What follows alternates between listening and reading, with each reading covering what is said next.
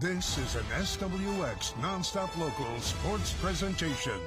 The Eastern Washington University Eagles take on the Portland State Vikings.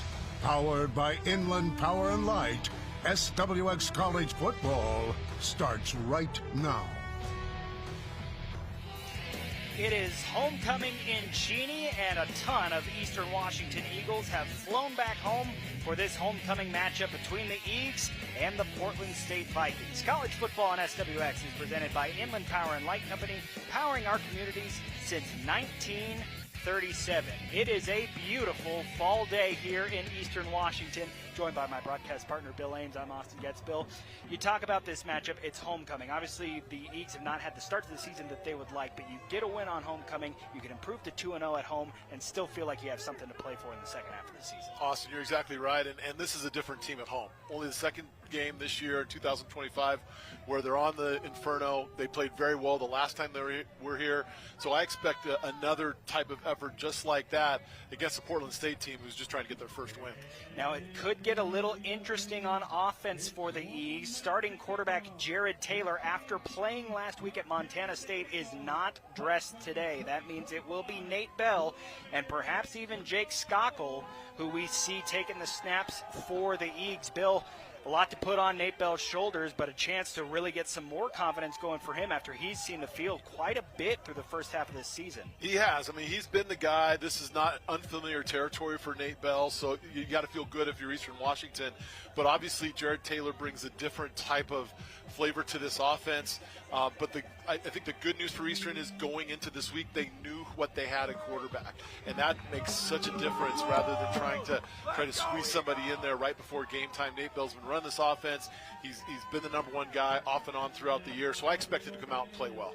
On the other side for Portland State, 0-5, but an absolutely brutal schedule to start. A top 10 Tarleton State team, then a trip to BYU, another FBS opponent in Hawaii. North Dakota's also been ranked, Northern Arizona ranked.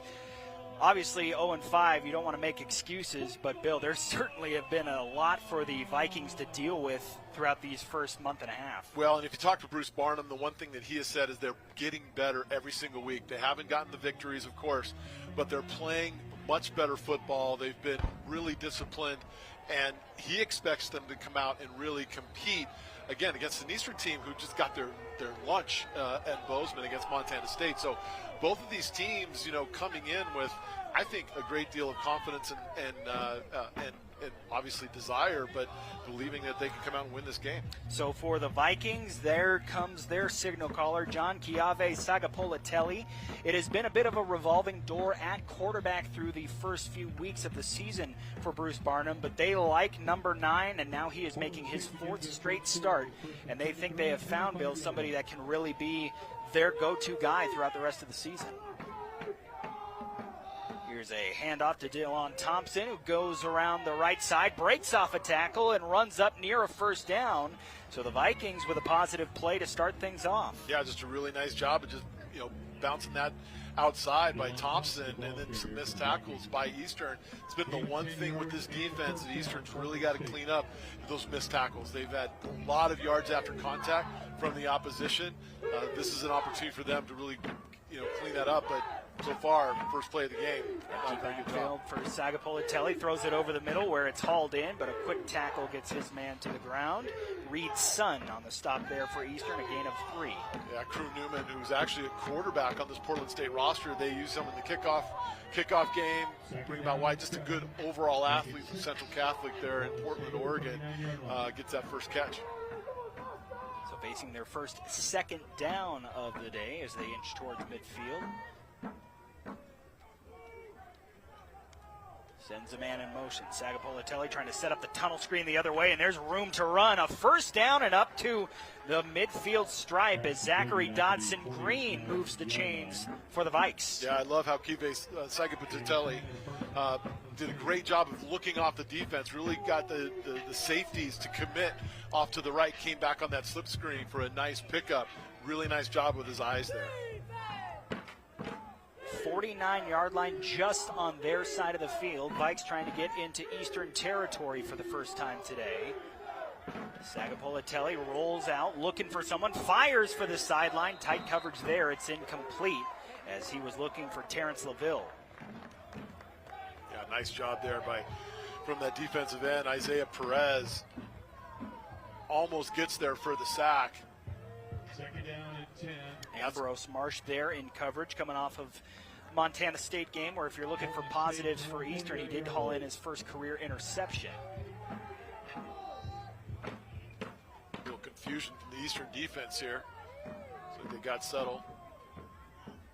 2nd and 10. And back to the ground with Thompson. Stutter steps through the lane, forward for a couple yards. Miles Mayoski there on the stop, as was Jaden Radke. Thompson, nice job there, just sort of picking his hole, being patient, and then bursting it through the hole. Still, just a short gain. Now, this is important for Eastern. Third down defense has been a problem for them getting off the field. And you wonder if Portland State is thinking 4-down territory here inside Eagle territory, if they can pick up any kind of positive yardage here. Vikings have really struggled on 3rd down on offense as well, so something's got to give. Open man, but a bit of a high throw from Sagapolatelli. It is incomplete. That was a beautifully designed play, but Kristen Ingman just not quite tall enough to haul that one in.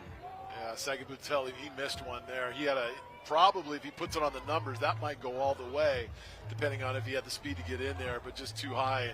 Portland State, I think, rightfully going to go ahead and kick this ball, play a little field position game with Eastern Washington. This is Tony Johnson back to punt. He's been a weapon in the kicking game. He's dropped 9 punts inside opponents' 20s. Right-footed boot. This one will also head inside the 20, where it's hauled in with a fair catch. Eastern Washington will take over on offense. An Eastern team obviously looking for that offensive spark. They had it against Western Illinois with 52 points on the board. Other than that, you can factor in some of the opponents they've had to play, Bill. It has been tough sledding for the Eags on offense. Yeah, it has. But again, this is a different team at home. We say that about a lot of teams, but there's something about Eastern Washington playing on this surface in front of these fans. And it's only, the second time this season. We're already into October, and it's only the second time they've been here at home. And, of course, Nate Bell led that victory 2 weeks ago against Western Illinois. The redshirt sophomore will hand things off to Marcise Yetz, who keeps the legs moving, fighting forward up to the Eastern 20, and that'll be a gain of about 7 or 8 on his first touch of the day. And they're going to go quick here, try to get some tempo going. Nice job there by the offensive line, reestablishing the line of scrimmage on that first down run.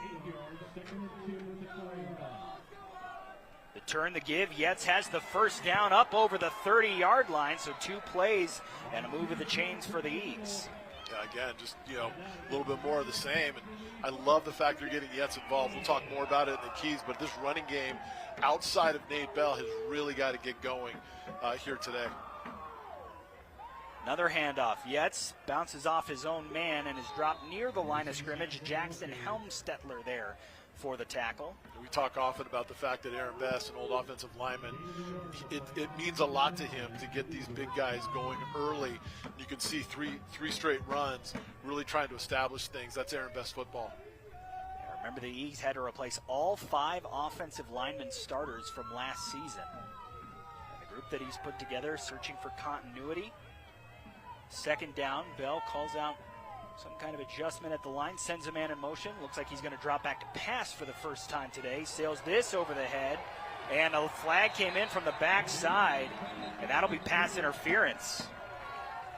Yeah, you're going to get a hold there. It's going to be pass interference. We just really held on to the back of the jersey there. Didn't allow him to break free. I'm not sure the ball would have been caught, but still an easy pass interference. Easy call to make. Number 2 of the defense, 15-yard penalty, first down. You see they were not letting Miles Williams have any kind of play on that ball. Deontay Thornton, the guilty party there, and our referee we just heard from for the first time, Kelly Holman today.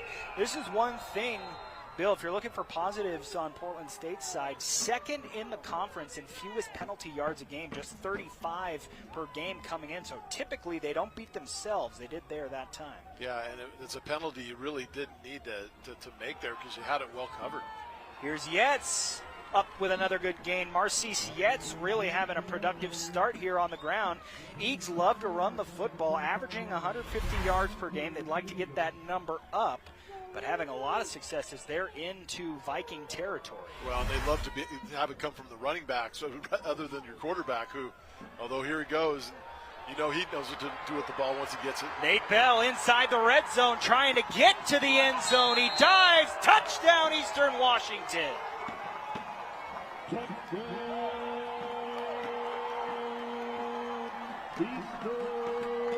How about that? They set it up all drive, handing it off to Marcis Yetz, and then Nate Bell pulled it, and there was nothing but red turf for him to find. Well, and that's all about Marcis Yetz, just establishing that running game. Like you said, Portland State overreacts. Nate Bell does a great job of reading it, and then the athletic ability takes over. He's just so dynamic in the open field. A couple of missed tackles, and again, this is a player who has a lot of confidence, especially here at home. Great start for this Eagle offense. A 5-play, 88-yard drive, all on the ground for Eastern Washington. They lead 7-0 on homecoming. We'll see how the Vikings come back and respond. You're watching college football here on SWX. Time for today's Keys to the Game, presented by Northern Quest Resort and Casino. Don't miss the ultimate sports experience at Northern Quest with Game Day Grub at Epic Sports Bar. Northern Quest, yes, the best. Well, for Portland State, ball control is going to be awfully important. You know, on average, they possess the ball about 5 minutes less per game than their opponents. So being able to just hold on to the football, you know, get field position is going to be important. Red zone efficiency as well on offense. They're right now through the season 2 of 7, 29%, scoring touchdowns in the red zone. That's going to change if they're going to have any chance of winning this game today. For Eastern, we talked about the running game, and then they started off doing exactly what we felt like they needed to do, which is running it with different people. We saw Betts have some success. We had to have some success, and then Bell goes ahead and finishes it off. And then force the long fields. I think forcing Portland State to go the distance is going to be difficult for them. So if you can pin them back, not give them good field position, Eastern should be in pretty good shape here today. Yeah, you talk about that drive for Eastern Washington, as that is our Northern Quest keys to the game. Aided by the 15-yard penalty, of course, but Marcis Yetz 4 carries, 28 yards, and Nate Bell, obviously the big 45-yard scamper. Put it to the air one time, wasn't complete, still netted a positive result, but you talked about Aaron Betts, that old offensive lineman mentality. If he needs to run it 100% of the time, he'll run it 100% of the time. Yeah, I mean, and well, the reason that we've got to pause, there's an official's timeout on the field. We'll take one as well. Come back, Eastern Washington getting ready to kick off up 7-0. Welcome back. College football on SWX, presented by Inland Power and Light Company, powering our communities since 1937. Take another look at the Nate Bell 45-yard touchdown that has the Eagles up 7-0. And Bill, we said it. They had set it up all drive with the handoffs to Yetz, and then he pulls it and showing off that speed. Now 7 rushing touchdowns for Nate Bell on the season, which leads the Eagles by a wide margin. Yeah, I mean, he's the leading rusher by far, and we talked about the fact that they would be well-served to really spread it around a little bit, so that's why you see Yetz getting the touches early. But Bell, with the great decision number 1, and then that open field speed, able to elude a couple of people, that's just a great way to start, because it's going to now give Portland State something to really think about, not only in the run game, but as he pulls the ball back, you know, he's still an accomplished passer. So we are back to playing football here at Roos Field as you get a look at Crew Newman. Deep man hoping to return this kick. Hunter McKee put his foot into the last one through the back of the end zone. One of the keys to the game. Bill brought up trying to make Portland State go the distance. The run up and the boot. And Newman will not have an attempt at this one either. So the Vikings once again will have to deal with a long field. Hey, Michael Roos in the house. We'll see the former NFLer back for homecoming, as it is a great crowd turnout here in Cheney, and the party not just limited to here inside the confines of Roos Field, also out in the parking lot as well. The tailgate action, always a good day, and got good weather for it. That's always the important thing. You never know, in Cheney you could have winds at 30 miles an hour chilling you to the bone. That's so true. Yeah, no, getting here to the stadium, the parking lot was lined deep. They were lined up down the road. Sagapolitelli launches it deep, and it is incomplete, broken up on tight coverage on the back end by Eastern. Wow, it looked like they had something going there. Number 13, Eddie Schultz, got his hands on the football, and then right at the end, you're going to see, is that 47? That's Bryce Smith. Bryce Smith, yeah. Bryce Smith comes in and just finds the ball, though it looks like there's a penalty. There was a roughing the passer penalty, yeah. So Eastern Washington will concede 15 yards here regardless. Now that's one area where Eastern Washington has not been effective so far this season, as they are 8th in the Big Sky in penalty yards allowed. Here's Thompson looking for a lane, bounces off a tackler before he's dropped by Trevor Thurman after a gain of 3. I'll tell you, great running though there by that running back Thompson. He does a great job again of just finding some space, lowering that head, and picking up decent yardage after what looks like is going to be no gain. Gets 4 out of it. And you'll notice he has the club on the right hand. He broke his thumb in the first game of the season for Portland State and has remained on the field and remained effective. Miles Mayoski comes up and makes a stop after a gain of 1. The Kennewick Lion has been huge in the middle of this defense for Eastern Washington this season. Looks like we've got an offensive lineman down for Portland State. They might have to stop play here to tend to him, and they are. You're looking at 3rd and 4, trying to stay in this football game. That's an injury you can't have, and it looks like they're going to take a look at his lower leg. Well, they tend to him. Go back to Mayoski. Actually, we'll take a break as well and come back here. A 3rd down for Portland State. Eastern Washington leading 7-0 early on.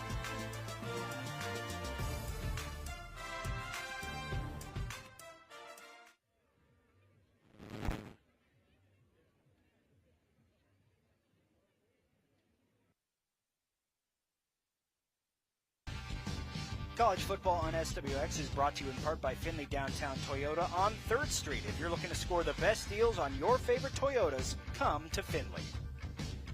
Injured player for Portland State was their center, Samisi Latu, so they have the backup center in at the moment. That's Kapilieli Hausia. And we'll keep an eye on to see if Latu can come back. He was able to walk to the sideline with the trainers, so we'll see if he returns. Meanwhile, a big 3rd down for Portland State. Nearly got Eastern to jump there. Getting another signal from the sideline. Seeing how Eastern reacted to that early count. Play clock down to 5. Sagapolitelli throws to the sideline where it's caught by Newman, who will have just enough for the 1st down.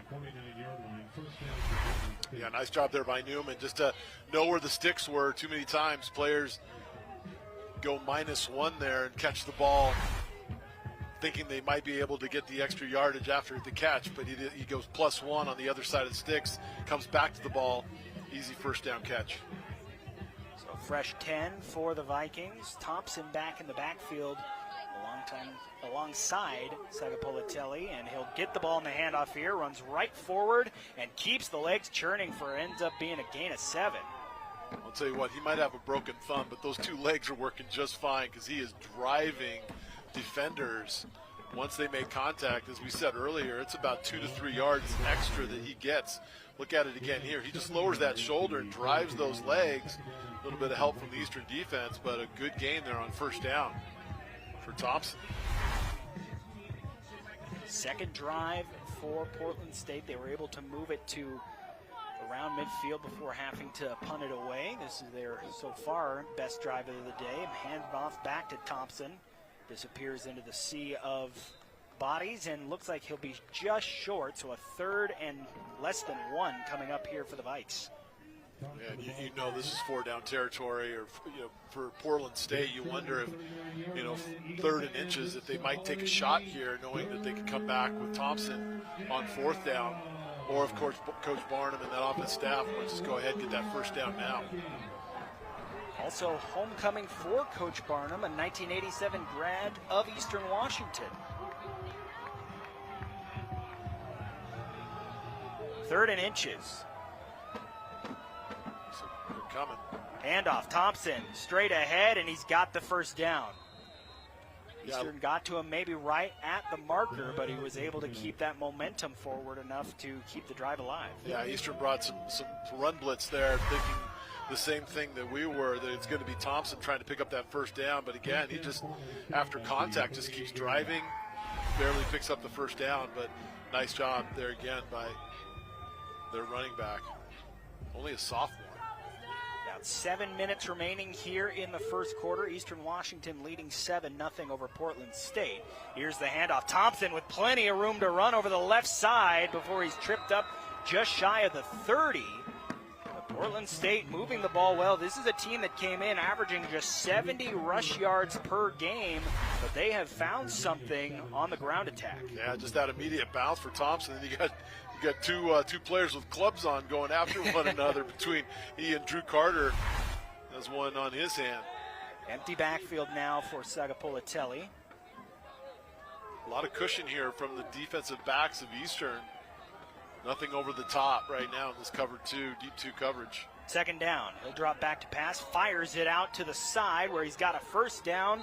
And a catch there by Kristen Ingman, the man he was looking for on the last drive. Wasn't able to haul it in, but does now have his first reception. And Portland State is into the Eastern Washington red zone. Yeah, great job there by Sagapolitelli, just taking what the defense is going to give you. They're going to play 10 yards deep. You know you only have 3 or 4 yards to go. Just run that simple hitch, pick up that first down. Fresh 10. Turn in the give, and nice play coming from the backside. Sun as he gets the tackle for loss. I'll tell you, Reed Sun has been a real nice player here for Eastern this year, leading the team in tackles. Looked like they might be able to get something going there with that bounce, but he just stays with it, pursues, and trips him up. That was Jordan Herron on the tackle, or excuse me, on the carry as well. Drop Portland State back into a 2nd and 11. Yeah, trying to give Thompson a little bit of a break right now, so they're going to stay with Herron. 2nd down. And it's a jet sweep handoff and a little bit of room as Portland State down inside the Eastern 10 on the give that time to Eddie Schultz. Yeah, Schultz does a nice job again, just great timing. And then Herron on the outside, you're going to see it here, gets a nice block, just enough to be able to disrupt the defender, free him up for a nice gain there, 1st and goal. Thompson back out on the field, was headed towards the backfield originally, now goes out to the slot at the top side of your screen.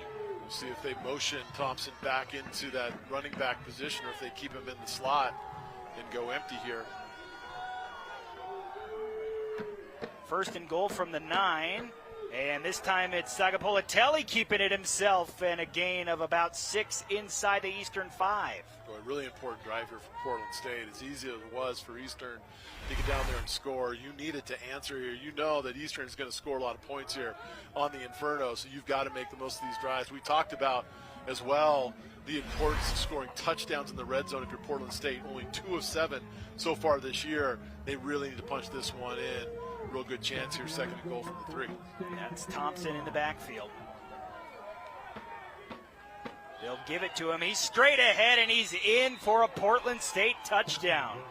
Delon Thompson, club and all, is in for the score. And just like we saw from Eastern on their drive, mainly through the running game for the Vikings. Got to feel really good if you're Bruce Barnum by the answer from his team, and he told us that his team is playing a lot better, a lot more confidence. Even though they're not getting the results, they've got a lot more confidence. You can see it there with their offense. Didn't flinch whatsoever after the touchdown drive from Eastern. And you talk about Portland State's struggles running the ball, came in averaging just 70 rush yards per game. They're already up to 60. And you go back to the start of this drive, and kind of the same story for Portland State when Eastern Washington had the ball. A big 15-yard penalty aiding the drive. What was going to be an incomplete pass and a 2nd down and 10 for Portland State on their own 20 instead turned into a 1st down up on the 40-yard line. Yeah, and you look at that touchdown run. I mean, really no resistance whatsoever from Eastern Washington. I mean, there wasn't anybody really to even make contact with Robinson or Thompson, until he was at the goal line. And of course, if you're trying to block him or tackle him one-on-one at the goal line, you're more than likely going to lose. So again, great answer here from the Vikings, and we'll see what Eastern could do now, having success of their own running the football. So all tied up 7-7, 4 minutes to go in the first quarter. Two teams that really want this win. And state the obvious. Obviously, everybody wants to win every single game, but at this point in the season, Portland State, again, just trying to get in the win column for the first time. Eastern Washington trying to get their second win, both being here at home if they were able to do it. A lot of football left to play. And there is a Northwest rivalry here between these two teams. I mean, separated, of course, between Spokane and Portland, but they want to come in and get some bragging rights. This is Miles Williams. Looked like he was trying to set up a reverse look there. Instead, he keeps it himself, gets out to the 22, and that is where Eastern Washington will start the drive. Remember, they kept it almost exclusively on the ground. Did go to the air one time their first drive, resulted in a penalty. But it was a whole bunch of Marcis Yetz and then a 45-yard touchdown run from Nate Bell that got Eastern on the board on a very quick drive, their first time with the football. Yeah, and if I'm Eastern, let's just keep going with what's working. Keep running the football, force Portland State to make you throw the football. Motion man, handoff Yetz. This time the Vikings able to contain him for a gain of just one. Portland State is coming into this drive. I mean, they've got 8 people in the box, so Eastern going to go ahead and stick with it, even with that many bodies in there. Once again, you see the tight formation from Eastern. Now they'll spread it out.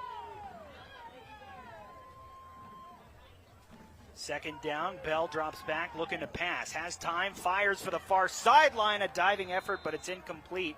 Noah Cronquist was his target there on the Portland State sideline. Yeah, and if I'm Portland State, that's exactly what you want to try to do, even with single coverage to the outside. Force Bell to beat you with his arm. You know what he can do with his legs. We've already seen it. They've established a good running game. Really put extra bodies in the box, force him to make throws.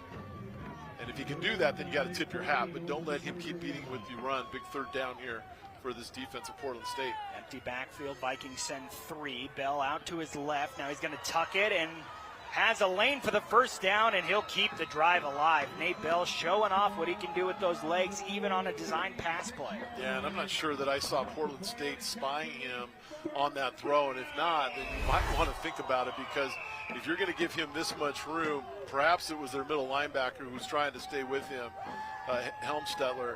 If that's the person that you're expecting to stay with him, you might want to find somebody else, because there's no way he's going to keep up with Nate Bell. Bell double pass out to Cronquist. He's going to set up the pass, and he's got a man open for a big gain to Jackson Branch.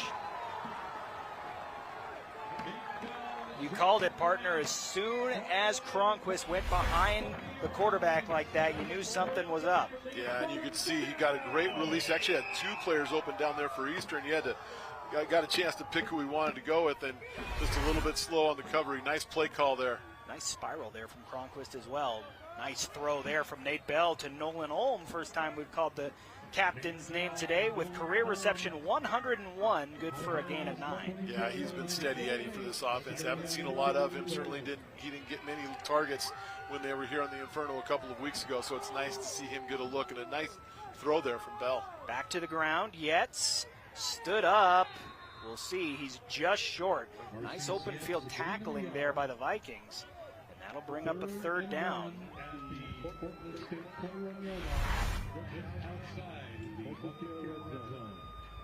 Looks like Kevin Allen III is going to come in now to that running back position, replacing Yet. So this might be more of your short yardage type back here. Third and short. Play clock still at 10 as Bell moves some men around. And he's just going to take it himself. Bell inside the 20, inside the 10, and out near the 5-yard line as Nate Bell continues to gash this Vikings defense. Yeah, design quarterback run all the way. You see that Allen gets to the outside.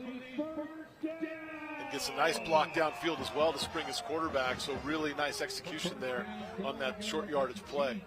Allen remains in the game as we tick down towards 1 minute to go here in the first quarter. Eastern Washington with their second drive of the day, looking for the same result as the first. Allen up through the middle, touchdown Eastern Washington. Kevin Allen III cracks the goal line. His first career touchdown. Well, it's got to feel really good for that young man to be able to come in and get a big score. And once again, it's the guys up front who really dominate the line of scrimmage, making it really easy for him. And Eastern Washington, once again, primarily on the ground, able to get down to the score, but mixing in a little bit of pass as well. Nate Bell looked really sharp on that drive. Yeah, the big play in terms of yardage on that drive, a 33-yard pass completion from Noah Cronquist. But this Eastern Washington running attack now over 100 yards already on just 10 carries. They're averaging 11 yards per tote. Just like we talked about on the touchdown drive for Portland State, it just so many holes here for these running backs. I mean, they've been able to just pick their spots, and then once they get into the secondary or into that second level, really having a hard time, the defense doing anything to be able to stop them. So got to feel good for that young man. Allen comes in, gets his first career touchdown.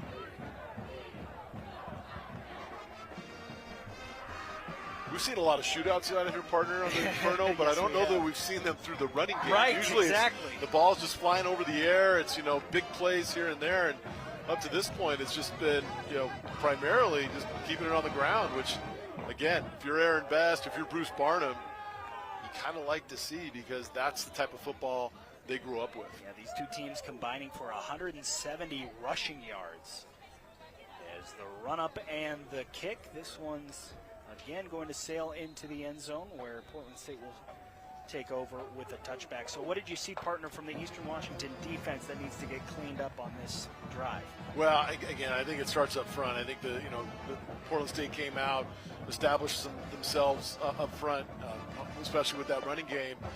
And then it's Thompson running extremely hard.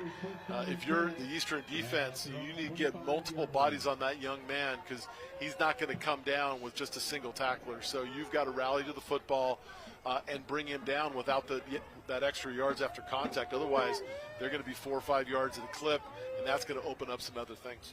DeLon Thompson already with 41 carries, and now it's Portland State with a double pass, and got their man across the midfield stripe, as that was a beautiful ball dropped in to Kristen Ingman. Well, I'll tell you what, how about a couple of double pass? I mean, they're just mirroring one another right now. Throw the football, a couple of throws every once in a while. Brooks Ferguson, a tight end who started his career as a quarterback. Who doesn't, right? I mean, that's just what they do. They start as a quarterback. They probably feel like, well, son, you can't play quarterback here, so we're going to punch you out to the tight end. We'll let you throw it every once in a while, and he proved that he could do it.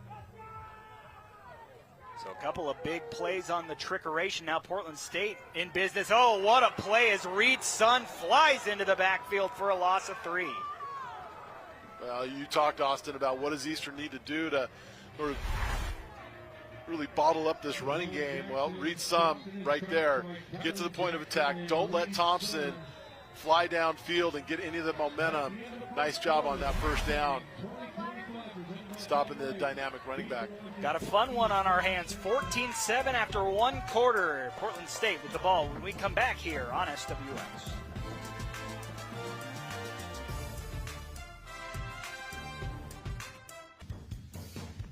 Today's coverage of college football on SWX is brought to you in part by Northern Quest Resort and Casino. Don't miss the ultimate sports experience at Northern Quest with game day grub at Epic Sports Bar. Northern Quest, yes, the best. Back here in Cheney at the Inferno. Austin Getz, Bill Ames joining you as we start the second quarter. Portland State with the ball trailing 14-7, and a quarterback change as Tyree Smith, who has played in all 5 games for the Vikings, will come out here. Now, we've seen him carry the ball quite a bit, but he can also throw it, as he will keep it on the option right there, but nothing going, as Jaira Leopepatelli all over it for Eastern. Back-to-back negative plays, I should say positive plays, Bill, for the Eastern defensive front. Yeah, the big man, Lea Pupatele, read it the entire way. Probably once they see this new quarterback come into the game, they know what to expect. Coach is yelling from the sideline, so they key right on him and able to get a lot of penetration into the backfield to lead to the loss. 3rd and long, and it's a keep there for Tyree Smith, who is up with a good game, but well short of the sticks, as Jalen Jenkins comes up and makes the tackle. So now you're staring at about a 4th and 7 from 36-yard line. This would be quite a long field goal try. Yeah, no real wind either. So I kind of think Portland State was thinking 4-down territory all along here, just trying to pick up a little bit of a chunk there, give themselves a chance. Still 4th and 8, asking a lot of this quarterback who's just coming into the game. So on 4th down, Smith looks towards the sideline. Unless they're trying to draw Eastern offside, they're down inside of 5 on the play clock. So, yeah, they're just going to call a timeout, maybe talk about it. The Segapulitele come back into the game. You talk about Eastern Washington defense. Kind of got gashed on the start of this drive, of course, with the double pass, but then coming back, the final play of the first quarter, the tackle for loss by Reed Sun, followed up by another tackle for loss by Jaira Lea Pupatele. And now you've got a situation where Portland State has a very important decision to make. If you aren't able to convert this 4th down, if you choose to go for it, you're giving the Eags the ball with very good field position and offense you haven't proven you can stop yet. Yeah, I think that's definitely something that's going through Bruce Barnum's mind. Even if he has to punt here, I mean, you're not really going to gain much on the yardage here. If you were to punt, maybe 20 yards. So probably not a bad idea to go for it. And Segapulitele back in the game. 4th and 8. He'll pass. They set up the screen the other way, and there's nothing going there as the Eags force a turnover on downs. Eastern Washington showing off the defense as they'll take over with excellent field position when we come back.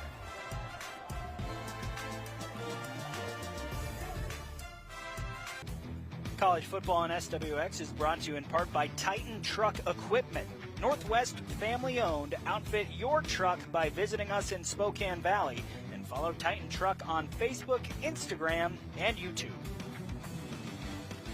After their defense forces a turnover on downs, the Eastern Washington offense comes back out on the field. Austin Getz, Bill Lane joining you. Bill, feels like with the way that this game is going, you want to go get more points because we've seen that these offenses can move the ball. I don't want to say at will, but other than that turnover on downs, Portland State really been able to move the football. Yeah, and I think that factored into Coach Barnes' decision to go for it there on 4th down instead of the long field goal try, which we talked about before the break.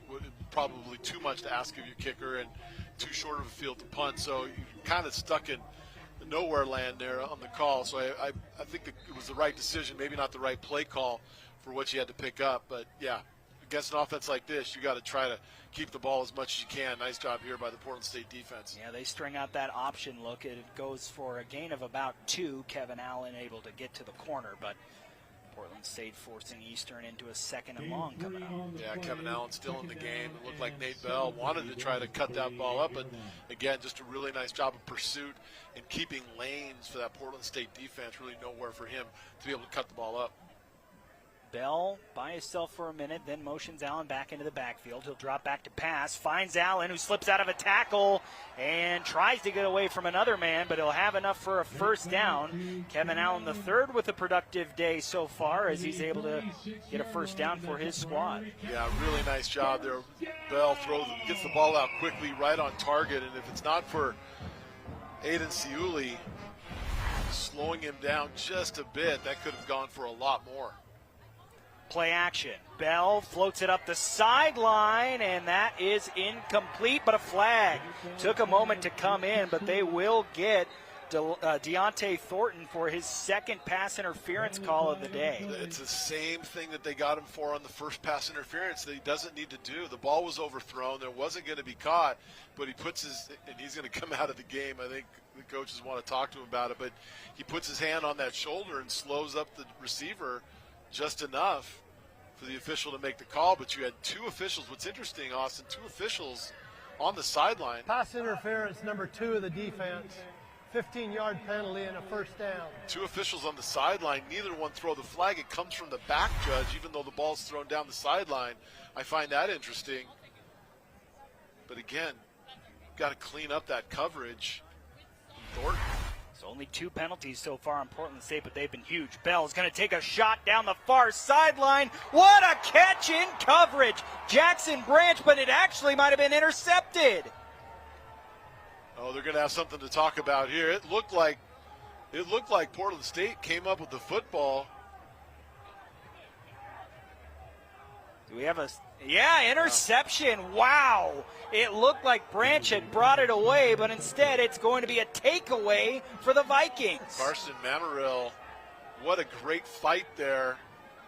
Had good coverage and went up. Looked like he was going to be able to knock it away, but as you said, Branch, just an excellent effort. But on the way down, let's look at that again here. Oh, yeah, wow. Just right as they go to the ground. You could see Branch's reaction. He knew that he lost that football. And Mammarell just really nice job staying with it. Now, did he possess the ball?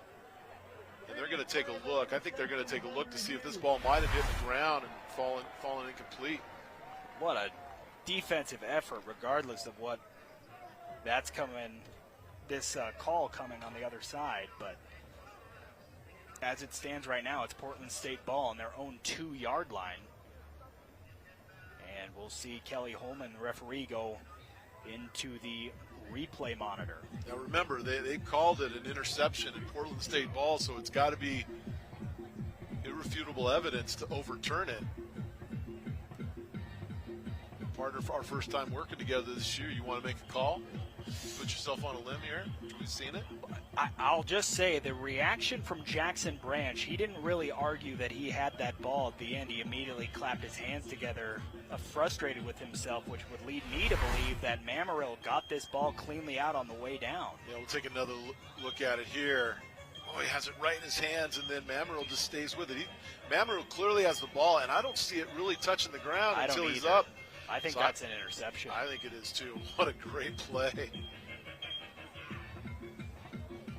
That'll be the first interception for Karsten Mammarell if it should stand. Now, if I'm Branch, one of the things I'm coaching Branch, don't like drop your head, because you're kind of just telling him, exactly, hey, that ball was picked off. Like, start arguing. It's going, no, it hit the ground, or I had it. And then maybe you get the referee to, not give it to Portland State. You're going to look at Coach Bruce Barnum a second ago in his 11th season here at Portland State. They're still taking a look. We've got the replay booth right next to us, and just peering over there. Don't know that they're still taking a look.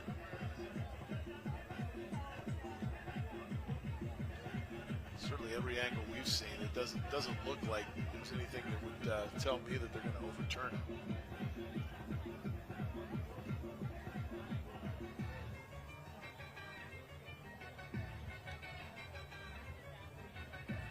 This is a long review for Kelly Holman. Want to get this call right. Now, if you're Eastern Washington, if you're looking for any kind of silver lining, you talked about one of the keys to the game, Bill, was putting Portland State in long fields. Obviously not the way you want to do it. It's with a turnover, but you have a chance to pin your ears back here if you're a defense and try and either get a safety or force them to punt out of their own end zone, as it looks like Kelly Holman is still got the headphones on. Yeah, I think you're exactly right. I mean, if it is Portland State football, having to go 98 is going to be a lot to ask of this offense. But I'm sure Bruce Barnum would go ahead and take it. Absolutely. Maybe you can at least get yourself a first down or two just to give yourself a little bit of room if you do have to punt. And you've got a guy in Thompson who's been running extremely hard, so if they can just give him enough of a crease to get out in the field, he's going to run extremely hard and run over people. Yeah, looks like we're about ready here. So once again, here is our referee, Kelly Holman.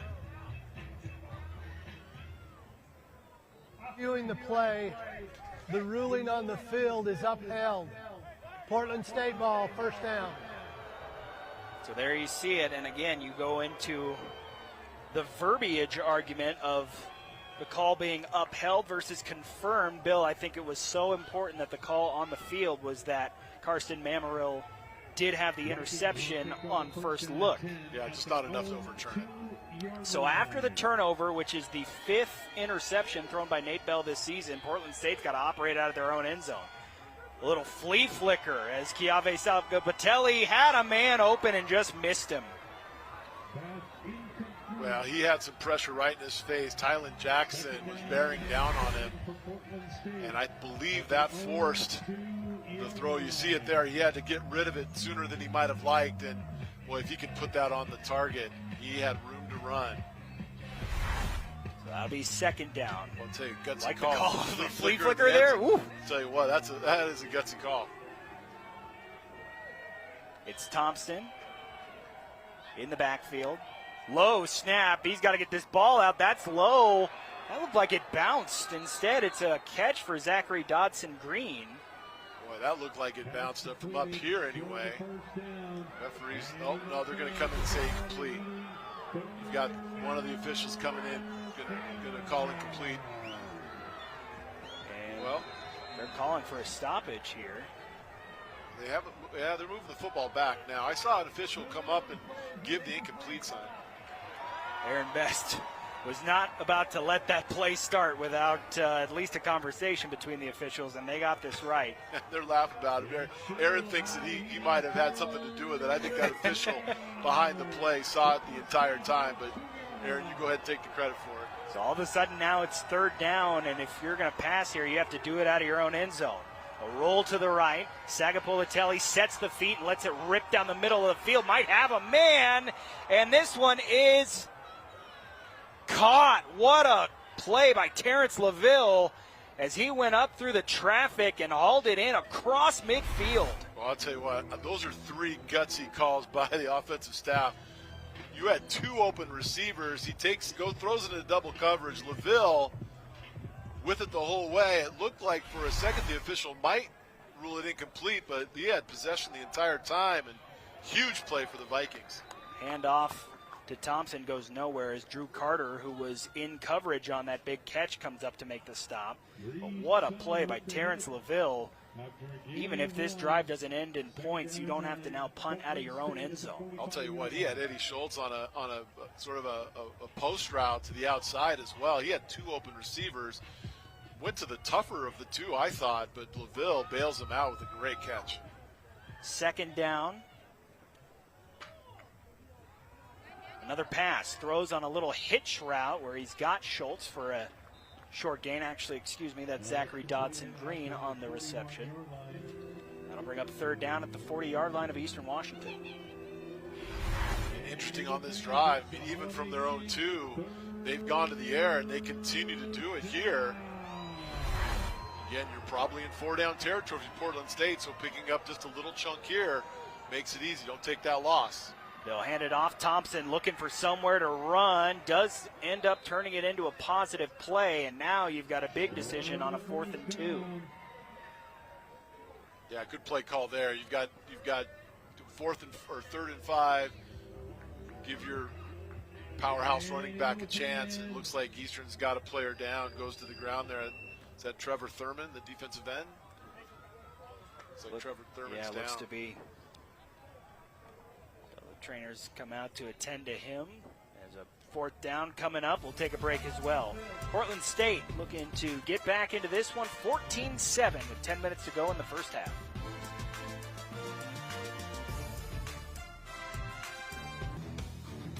College football on SWX, presented in part by P1FCU. Are you looking for a free checking account? P1FCU's Ascend Checking is a free checking account that can earn you dividends. Open your account at P1FCU.org.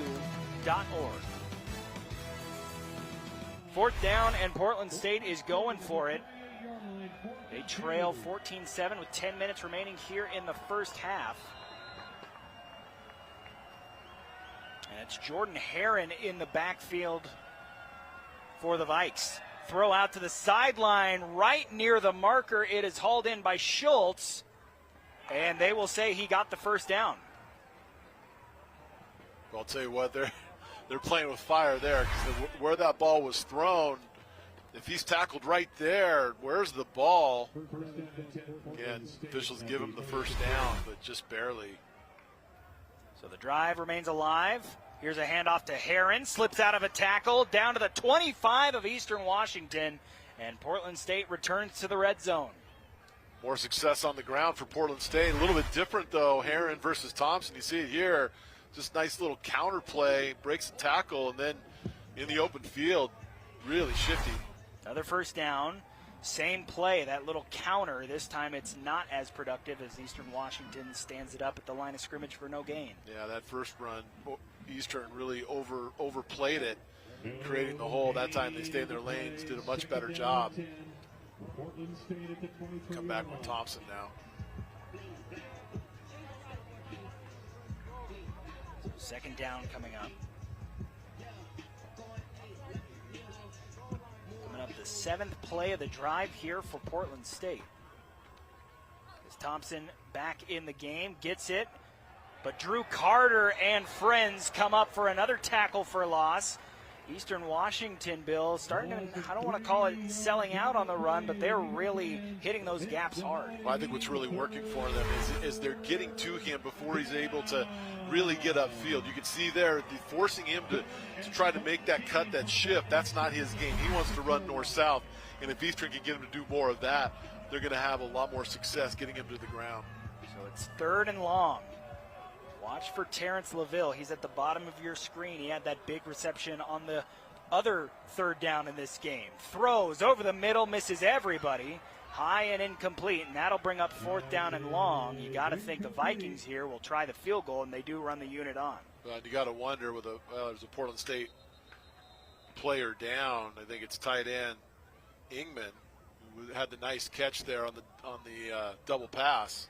There were 2 receivers and a couple of Eastern defenders all going up for that ball, and anytime that many legs come down in a heap, it's always a bit of a hold-your-breath moment, so certainly hope that Ingman's okay. He is their leading receiver. Yeah, somebody, I believe, had a busted route there, because you shouldn't have 2 players that close together. It makes it really hard on your quarterback knowing who to throw it to, especially on a really important down like that. So nice to say that Ingman's up. Hopefully can continue, and Portland State's going to come out and try to get some points here with the field goal attempt. You know, kicking has been a bit of an adventure for the Vikings, as Matias Uribe is just 2 of 5. He also has had 1 blocked. And this one will be a 43-yard attempt. Snap down, kick is on the way. It's long enough, and it is no good. So Portland State comes away with no points on the drive. Eastern Washington taking over. 8 minutes to go in the first half here on SWX, a 14-7 lead.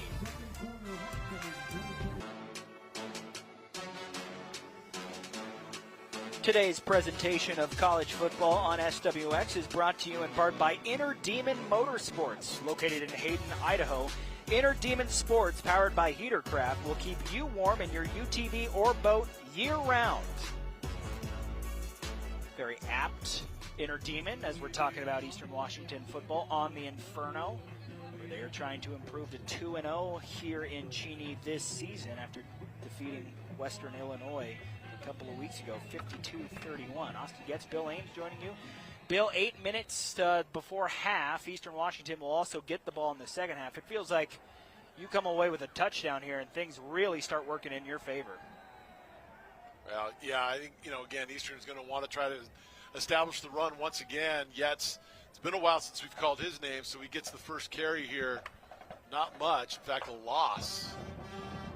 Portland State doing a nice job of really extending their defense on some of those wide plays, whether it's through the pass or the run. Nate Bell drops back to pass, and somehow Houdini's his way out of the pressure and is all the way up to the 50, but hold on. This could be coming back due to a flag. My goodness, what a move that was from Nate Bell. It could be all for naught. We'll see. Take a look at it, but I'll tell you what, just electrifying in the field. They had 3 defenders who looked like they had a shot shot at him for a loss or no gain.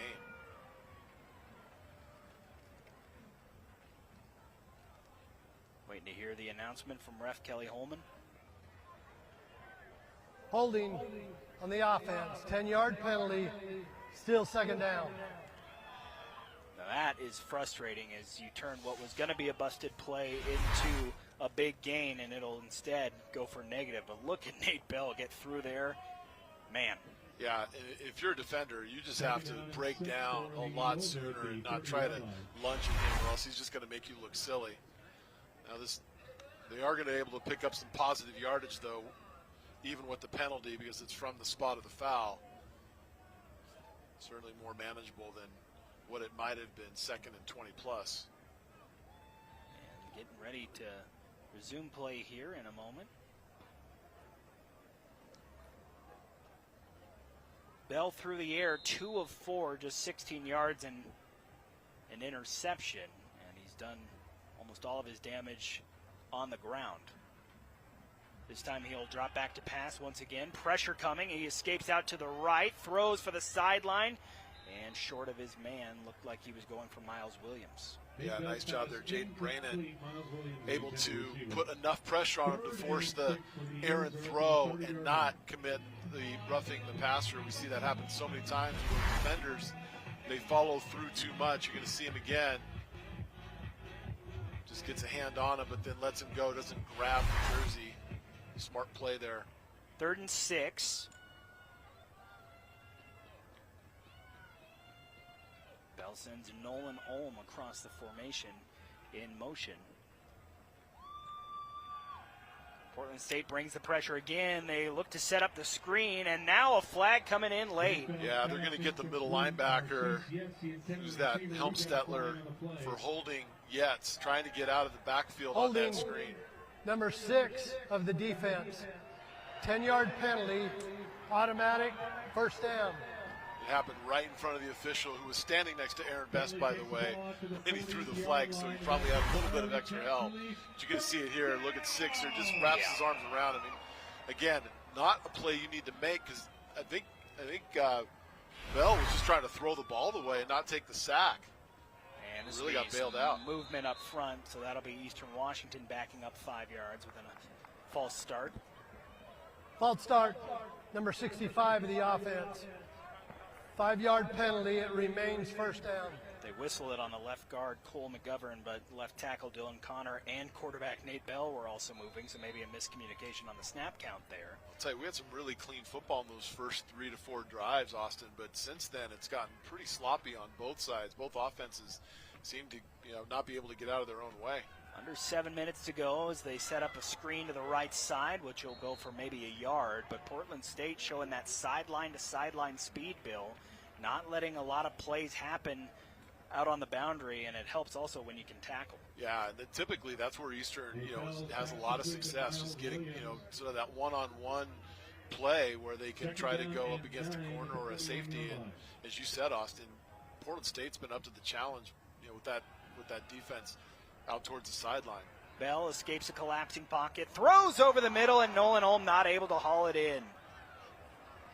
And the sure-handed captain there is going to kick himself after that one, as that should have been a first down.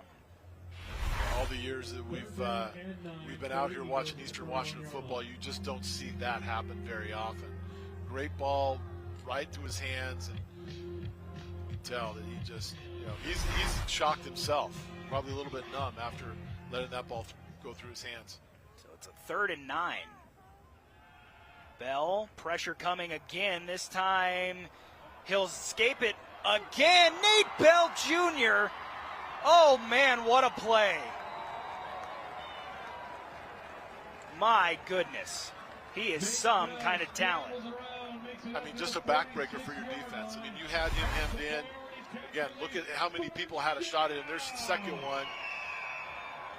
And you did, again, Portland State just over pursues there. Instead of breaking down and just forcing him to, try to make a run, you're trying to, run at him.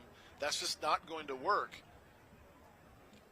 What a big play and a real, like I said, backbreaker for this defense. He had been playing well up to that point.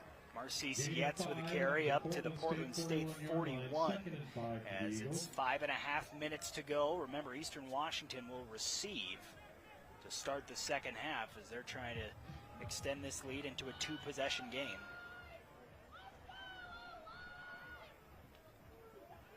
Bell, this time he is protected well, looking for somebody to get open. Now he's going to try and extend the play once again, throws, and he's got his man.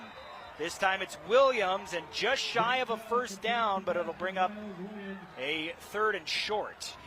Well, and if you're these defensive linemen for Portland State, you've got to be exhausted. Number one, mentally exhausted by chasing somebody around you just can't catch, and then physically, you know it's taking a toll. So, and not many of them have come off the field. Handoff, Yetz straight ahead, got the first down and got plenty more. Marcise Yetz right down Main Street, touchdown Eastern Washington.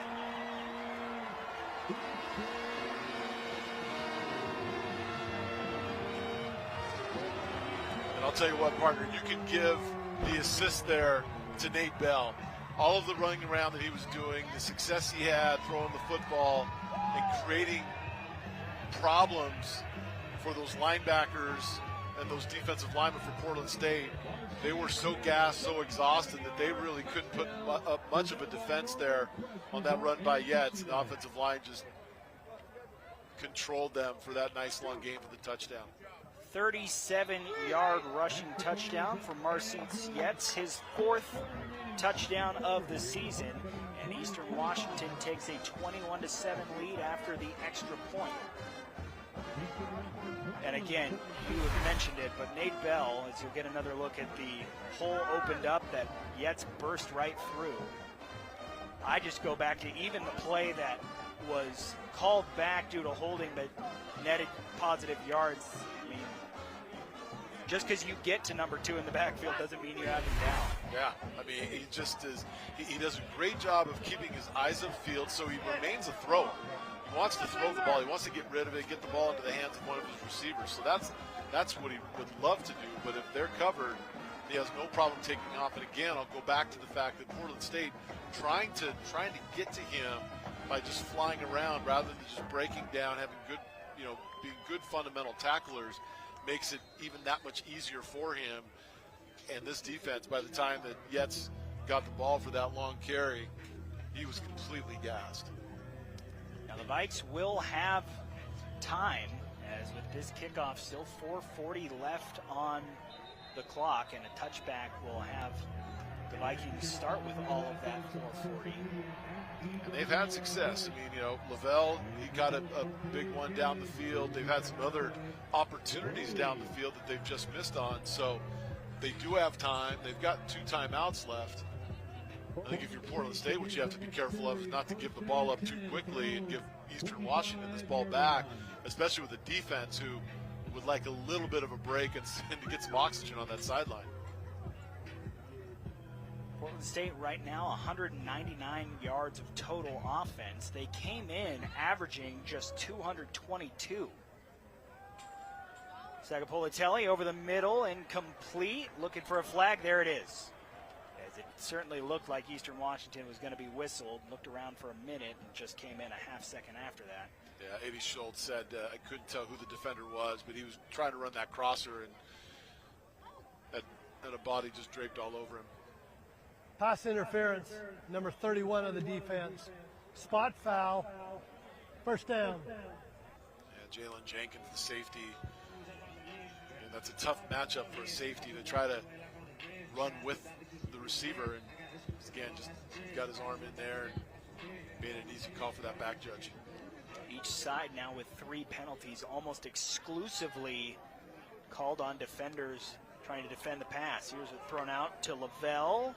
Ambrose Marsh there to wrap him up, but it is a gain of about 8. As Portland State once again moves their way towards midfield. Second down and 2 for Portland State. They're at the 38. Yeah, they're just giving them a really big cushion right now, the eastern corners. And so, again, with this much time left for Portland State, why not just take what the defense gives you, go ahead and throw that 3 to 5 yard hitch, see if your receiver can break a tackle or two. Segapolitelli over the middle's got Ingman all the way down to the Eastern Washington 30. Really nice read there by Segapolitelli. Two deep coverage. Middle of the field is where you're going to have the open spot. Usually that's the tight end, and Ingman's been a go-to here today. Just like that, Portland State back in business. Really needing a touchdown here. I know we've got a lot of football left, but the way Eastern's moving the football, the way Nate Bell is playing, Portland State cannot waste a possession even here in the second quarter. Under 3.5 minutes, Eastern tries to bring the blitz. Lavelle makes the catch and is down to Eastern 21 or 22-yard line. Vikes still have 2 timeouts plus the 2-minute timeout. It'll be under 3 minutes by the time we snap this football.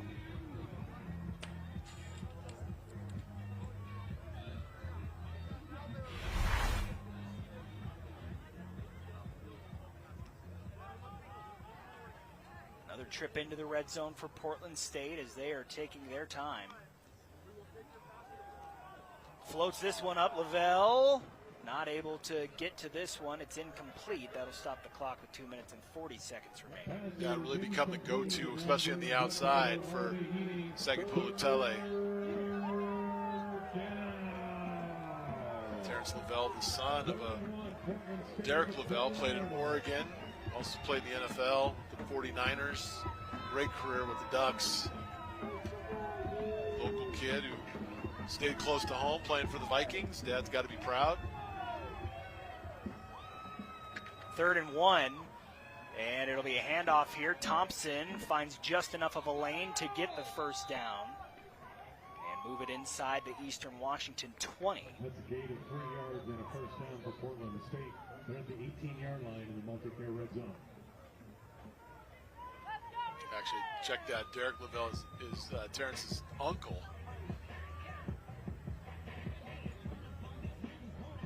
Still good genes. Absolutely. It's been his first 3 years in San Jose State before heading back to the Northwest. Thrown out by Segapolitelli, where he's got Schultz, who steps out of bounds with exactly 2 minutes remaining, and that brings us to the 2-minute timeout. 21-7 the lead for Eastern Washington, but Portland State trying to get on the board before we head to the locker room.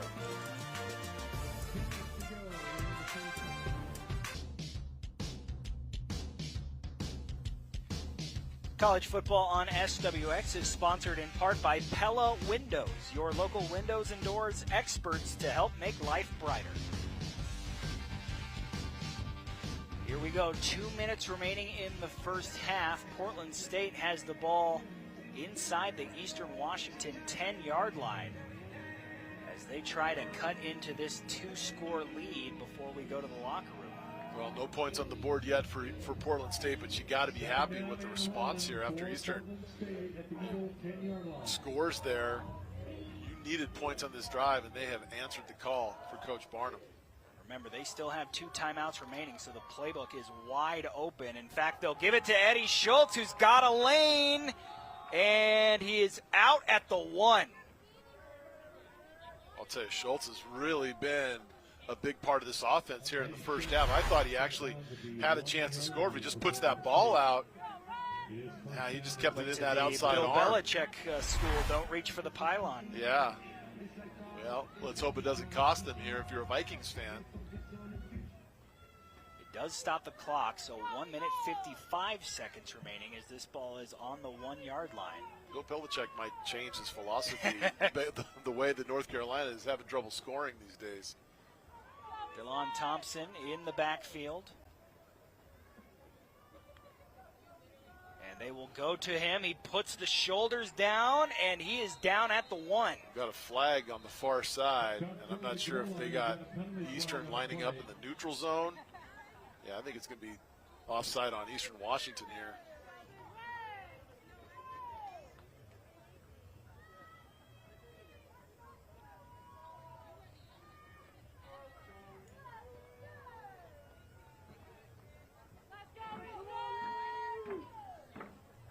Did they signal touchdown?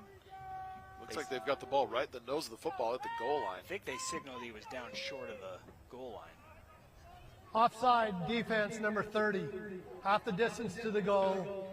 Replay second down. Yeah, you want to replay the down. You don't want to. Clock will start on my ready. Yeah, you don't want to decline that. Almost works as an impromptu timeout. And now they do put the clock in motion, but still plenty of time. You almost have to wonder if you'd rather take some time off the clock if you're Eastern. Aaron Best still has all 3 timeouts. I'm a little surprised Aaron Best isn't taking the timeout here. I think Portland State's going to be just fine. Staying in the huddle, force Eastern to take a timeout. Here we go. Once again, Thompson directly behind his quarterback, 90 seconds remaining in the first half. Turn, the give, and he stood up at the line once again. Great play there by Eastern Washington. Now again, I'm a little surprised that Eastern doesn't take a timeout here. Whether you stop them or they score, you're going to want to have as much clock as possible to give your potent offense a chance. Another snap, another handoff, and this time he's able to fight his way in. Boy, what an effort play by DeLon Thompson, who was stopped at the 2-yard line with a man on his back, and that was weight room right there as he carried him into the end zone. Well, we've seen a lot of that here in the first half where he's done that, and you talked about it earlier, playing really with just that one hand, and you know, when you've got a club there as a running back, I mean, how do you secure that football with so many bodies just trying to knock it out? So a lot of credit there to Thompson for, you know, as hard as he's running, but also being able to secure the football and get Portland State back into this game. Reedy on for the extra point. 1 minute remaining. And again, Eastern Washington still has all 3 of those timeouts. The extra point's good. It's a 7-point lead.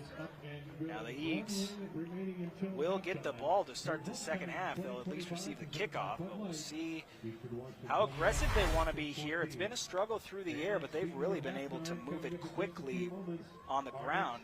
Also, everything comes down to maybe how you return this kick if you get a chance. Well, like you said, 3 timeouts, a minute still remaining. That's plenty of time for Nate Bell, especially with the way he can, you know, move the football with his legs. He's been throwing it a bit better here in the second quarter. You know, I'd be shocked if Eastern doesn't put themselves in a position to be able to do, you know, get some points on the board here with a minute remaining. Noah Cronquist and Miles Williams retreat deep. See if they get a chance. Yeah, be aware of Cronquist. He is an explosive returner. Had some real success against Western Illinois, and Portland State has to be aware of him. Yeah, he averages almost 25 yards per return. Uribe to handle the kickoff for the Vikings, and this is a short kick, could be returnable. Cronquist will field it at his 1-yard line and look for a lane. Cronquist up to the 20-yard line. Takes 5 seconds off, so the Eagles have 55 seconds and all 3 timeouts to try and march down the field. Nice job, Portland State, with their coverage there. Looked like Eastern might have something there, but they really, you know, held their lanes. Now the Eagles have only thrown for 59 yards passing. Bell 4 of 8 through the air. I think you can still run the football here with those 3 timeouts. They're going to come out with or usually when Eastern comes out with this formation, they like to go to the single side. Bell steps up, looking, still looking. Now he'll take a trip towards the sideline, go out, and Eastern sideline wanted a late hit. They won't get one. Yeah, I'm a little surprised the flight didn't come out because he was clearly giving himself up. And again, we'll see it at the end of the play here. Second down and 3 for the Eagles. Yeah, just eyes downfield, remains a dual threat. He's still in the field of play, but again, clearly he wasn't going to be going upfield. Fortunate for Portland State that they didn't have a flag. Does stop the clock, 46 seconds. Bell pressures, and the ball's loose, and Portland State has it. Oh, my. Elias Sanders knocked it out, and the Vikes will have the ball with 40 seconds to try and tie up this game. Yeah, that's Daniel Matagi on the recovery. The ball just sat there for what seemed like forever. No one saw it come out. Boy, great job there, just getting around that right tackle. Bell never saw it, looking downfield. Big hit there. Fortunately, that Bell was able to come off the play, and that was 56, Spencer Elliott with the hit. It was. And now with 2 timeouts, Portland State certainly looking at putting some points on the board. Would love to get a touchdown here. Can really keep the playbook open. So this game just got very interesting all of a sudden. 40 seconds, 2 timeouts. They start the drive at the Eastern 21. Sagapolitelli steps up, and he'll be pressured. Gets rid of it just in time. It's incomplete. Yeah, nice job there by the quarterback to get rid of the football. May have been able to pick up a yard running, but I like the fact that he tried, he just threw it into the ground, stops the clock. You don't have to burn a timeout there. You want to make sure you save at least one in case you're trying to kick that field goal. He preserves one. They still have those 2 timeouts left. Again, a big cushion, bottom of your screen on LaVille. They start to close it up a little bit. Over the middle. That one's loose and intercepted. Miles Mayoski has it. Oh, my, what a play. I'm not sure that's an interception. That ball, I think, hit the ground and popped up. I think the officials did the right thing by letting the play run out. That's what you're taught to do if you're an official. But I think when they take a look at this, they're going to see that ball hit the ground. We'll get a look. Unless it went off, it never touched the ground. Referees are conferring right now. I think you might be right, partner. I think that was underneath the receiver. It looked like originally when he went to the ground, it popped up off his body, but I think it might have actually been underneath him. Boy, what a swing that would be. Yeah, he certainly didn't possess the ball long enough for it to be a catch. So they'll obviously take a look at it with it being a turnover. And my guess, partner, is it's going to remain Portland State ball, 3rd and 10. But credit this officiating crew for, as I said, letting the play run out. So if you blow the whistle there and you're incorrect, there's nothing you can do about it. Meeting of the minds there. You have to imagine they're about to make a call on the field and then go to a review as well. They're staying. He's not coming over to take a look at the monitor. Now here it comes. Let's see what he's going to give us. The ruling on the field is a catch, fumble, recovered by Eastern Washington. The play is under review. So they stayed with the call on the field.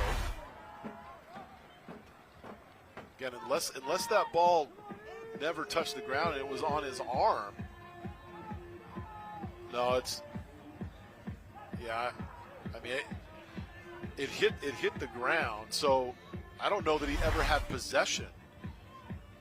Yeah, this is going to be interesting as well, because if he does possess that ball and go to the ground, here we get another look at it. So he has it there, ball gets knocked out. I just don't know that he ever has possession of the football. Well, if he doesn't have possession of the football, it's okay, because looking at it there a minute ago, it looked like it hadn't quite touched the ground. It was kind of resting in the crook of his arm. And if that's the case, if this ball doesn't hit the ground and pop up off of his arm or his wrist and Mayoski catches it, then it would not be a fumble, it'd be an interception. Yeah, you're right, partner. I think, and that's what I wondered before, is did that ball just never hit the ground and hit his arm? If any part of that ball touches the ground, then yeah, it would be incomplete. Incomplete pass. We had a couple of good angles at it, so our review crew here next to us, you're going to have a good chance to take a solid look at it. This is an absolutely massive, massive review. On one hand, you have Eastern Washington with the ball, and I would imagine likely maybe take one shot down the field, see if you can connect on it, and if you can't, just go to the locker room. On the other hand, if this call is overturned, Portland State still would have it at the 21-yard line and 2 timeouts with 26 seconds remaining. Again, we go back to the fact that the call on the field was fumble recovery, and if you don't see anything conclusive, then you stay with that call. And partner, I think that's probably where we're gonna land. Whether it's a interception or what have you, I think this one's gonna stand.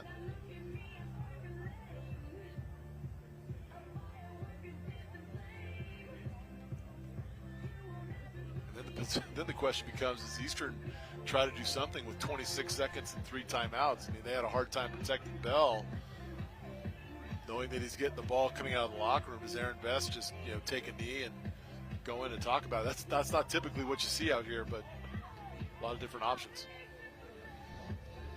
Wild final minute that we've had.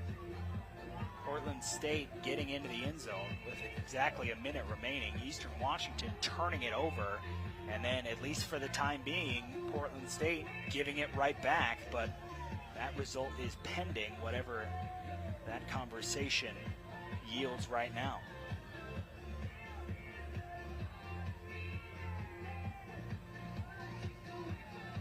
You'll never find a boring game here at the Inferno. It is always going to have some level of spectacle and something you might have never seen before. Yeah, it is funny how we come out here and there's just, something usually happens in Cheney. That's what makes it fun.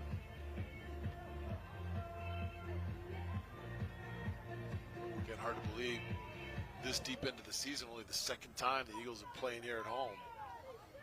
These fans are hungry for a home win. Yeah, Eastern Washington starting with 3 straight road games, 4 of their first 5 on the road. They do have back-to-back home games now sandwiched around a bye. They will head to a bye week after this game against Portland State, then host Idaho on October 18th. Another game you can see here on SWX. Idaho with the bye today. We'll come back and tee it up next week. So Eastern, getting a chance to rest up, get some people ready, including their other quarterback, Jared Taylor, who tried to give it a go against Montana State, just wasn't able to do it today. And looks like we might have a decision here. Here's Kelly Holman. Looks like the defense is going back out onto the field for Eastern.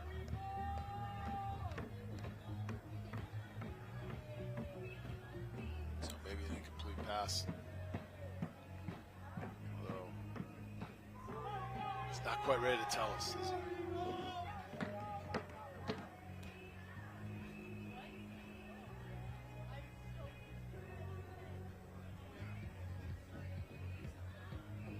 Boy, long conversation.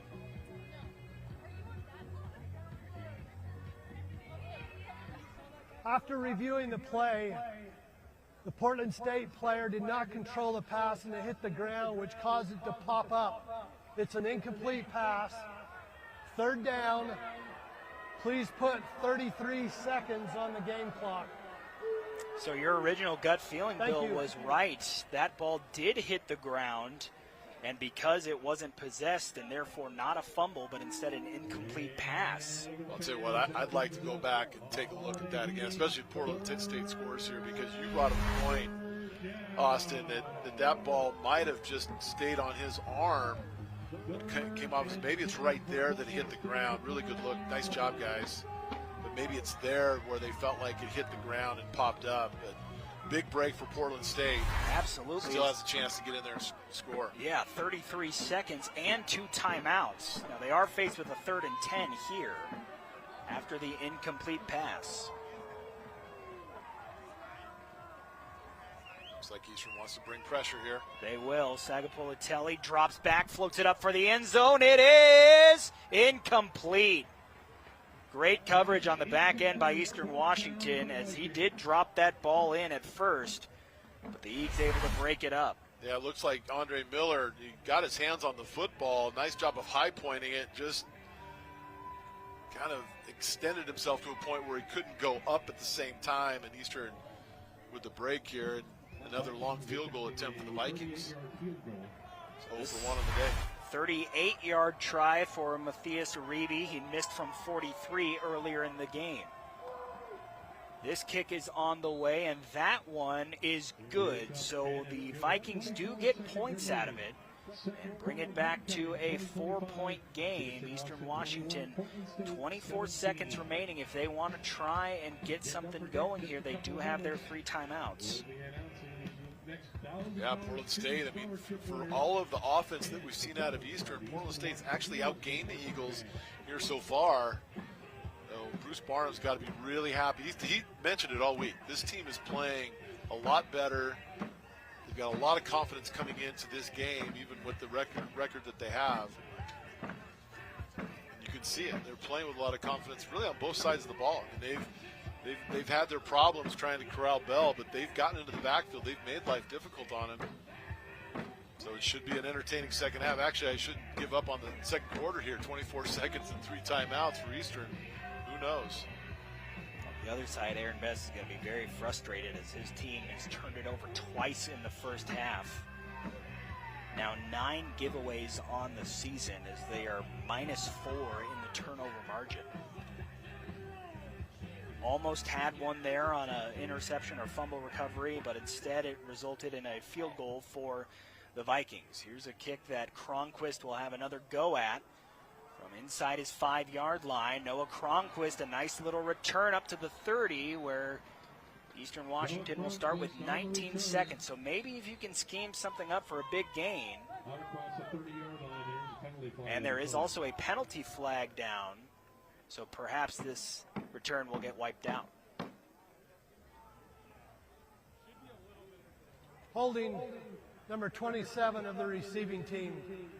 10-yard penalty, first down. So instead it will be Eastern Washington backed up on their own 10, and you have to imagine they are just going to take a knee and head to the locker room with this lead. Yeah, it looks like they've got their protection formation in to just take a knee and, as you said, get it in the locker room and talk about it.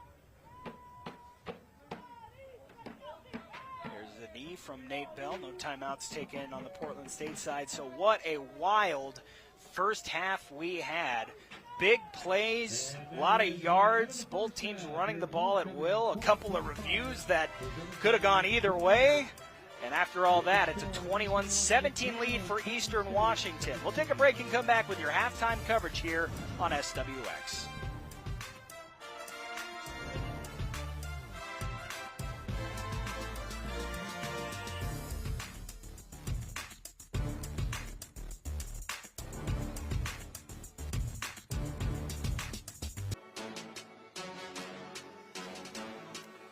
Welcome to Halftime on SWX, brought to you by Spokane Colleges, an education designed with life in mind. At half, a 21-17 lead for the Eastern Washington Eagles here on homecoming.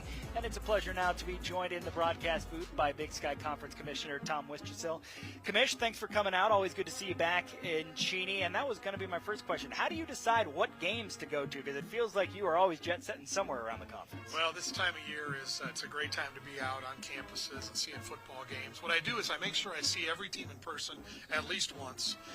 For the Eagles, I was down in Boise for the Friday night game down there, but hadn't been up here to Cheney this year yet. So able to see Portland State as well. So I kind of map it out so I can, see every team once, see their athletic director and the presidents for the home schools and that, and just get around. There's nothing better than the pageantry of college football on a Saturday, and it's a beautiful day here in Cheney.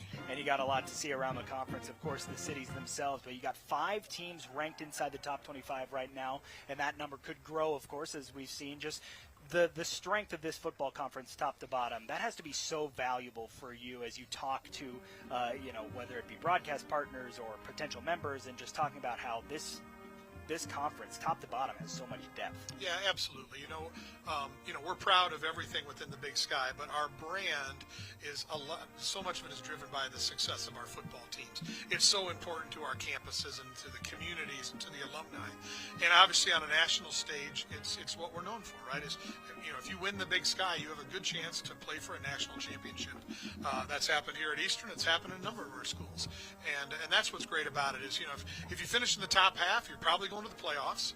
It's just hard to even finish in the top half. So many good coaches, so many good programs. People put so much time and effort, energy, and money into the programs. But it's our bell cow, and we're proud of it. We're proud of what our football does, and also proud of the players that we can send on to the NFL and onto the CFL and the pro ranks. Let's enjoy this year first, but looking ahead to next year, you'll welcome 2 new members, 1 member coming back in Southern Utah and also Utah Tech. Just as those prospective members get into the conference, just what are you expecting from them? Why add those schools? What does it do for you guys? So, Sacramento State made it pretty clear that they were going to leave the conference, so it was just a matter of when. The timing was right with them leaving. That Southern Utah and Utah Tech were transitioning out of the WAC. They desperately wanted to come be part of the Big Sky, so the timing worked out well, both from a scheduling standpoint, monetarily worked out good for us, and they're able to come in the league and be full members, and they're so fired up. They're so excited. Both of them are to be members of the Big Sky. It's been really refreshing to be around that. When I got here, we had odd numbers of teams, both in football and other sports, so that's not uncommon for us. But obviously, we'll continue to be the dominant conference in FCS football out west here, and adding those 2 in our footprint puts us in an even stronger position. Well, it's always great to have you here in Cheney, and these 2 teams have put on quite a show from you here in the first half. We'll see what the second half has in store. Commissioner Tom Wistersill, thanks so much for stopping by. Always good to talk to you, sir. Yeah, great to be with you, and keep up the great work here. We love SWX and the partnership we have with the Big Sky. All right, that is the commish. We'll take a break and come back with more of our halftime coverage coming up here on SWX.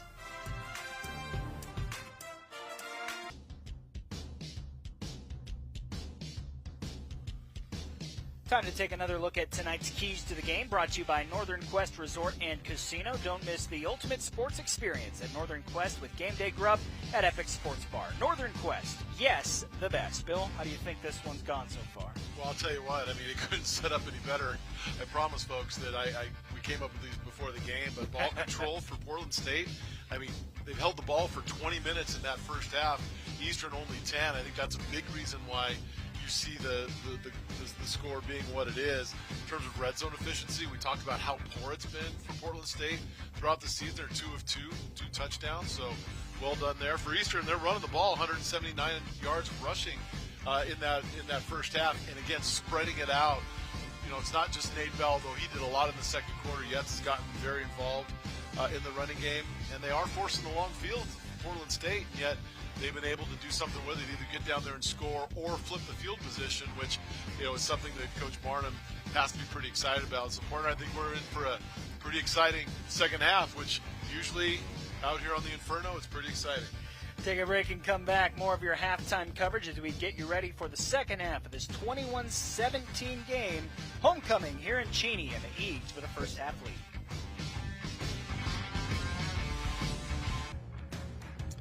Well, it's kind of hard to believe, but the Gonzaga men's basketball team will be playing exhibition games later this month. And to get you in the mood, we've got craziness in the kennel. Zags opening up their 2025-26 season. Don't miss out, because it's coming up right after this on SWX, after we get to the conclusion of this Eastern Portland State football game. The Zags on SWX, your home for local sports. That's going to do it for our halftime coverage. We'll take a break and come back with the second half getting underway. A 21-17 lead for Eastern Washington. Halftime on SWX has been brought to you by Spokane Colleges and education design with life in mind.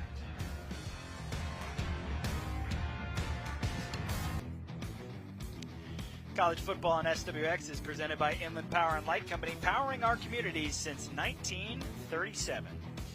Teams emerging and have emerged from the locker room as we are ready for the second half on a gorgeous fall day in Cheney. Sun just about to be fully set as the Eastern Washington Eagles on their homecoming game lead the Portland State Vikings 21-17. Get a nice look at the script helmets Eastern is rocking in this one. Didn't mention that. Austin Getz, Bill Ames joining you on the call. Bill, Eastern getting the ball to start the second half. You got to think it's going to be a lot of the ground and pound we saw from really more the first quarter than the second from the Eagles. Go back to what's working. I mean, they've really had success running the football. Getz early. Of course, we talked a lot about Bell, so there's a ton of weapons running the football. Only 59 yards passing. It wasn't as if Bell wasn't accurate and wasn't able to hit his receivers. It's just they were having so much success running the football. Why change it? So we'll see what that offensive staff wants to do. But you mentioned it, Pard. What a glorious day here in Cheney.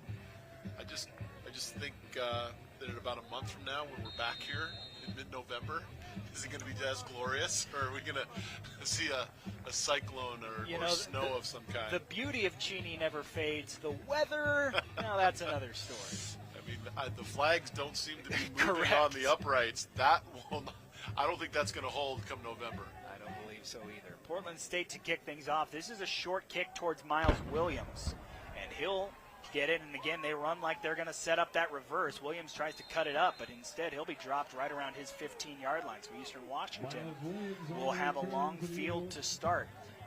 If you didn't join us in the first half, Eastern Washington led this game 21-7 and seemed firmly in control, but Portland State closes the first half with 10 unanswered points, forcing a couple of Eastern Washington turnovers in the process. Bill, you know, ball security was definitely brought up by Aaron Best in that locker room. Yeah, absolutely, and I think also protecting your quarterback. And Portland State's been able to get in the backfield and force Bell to move around. Now he's done some incredible things once he's done it, but you've got to be concerned if you're Eastern Washington in terms of just being able to hold up.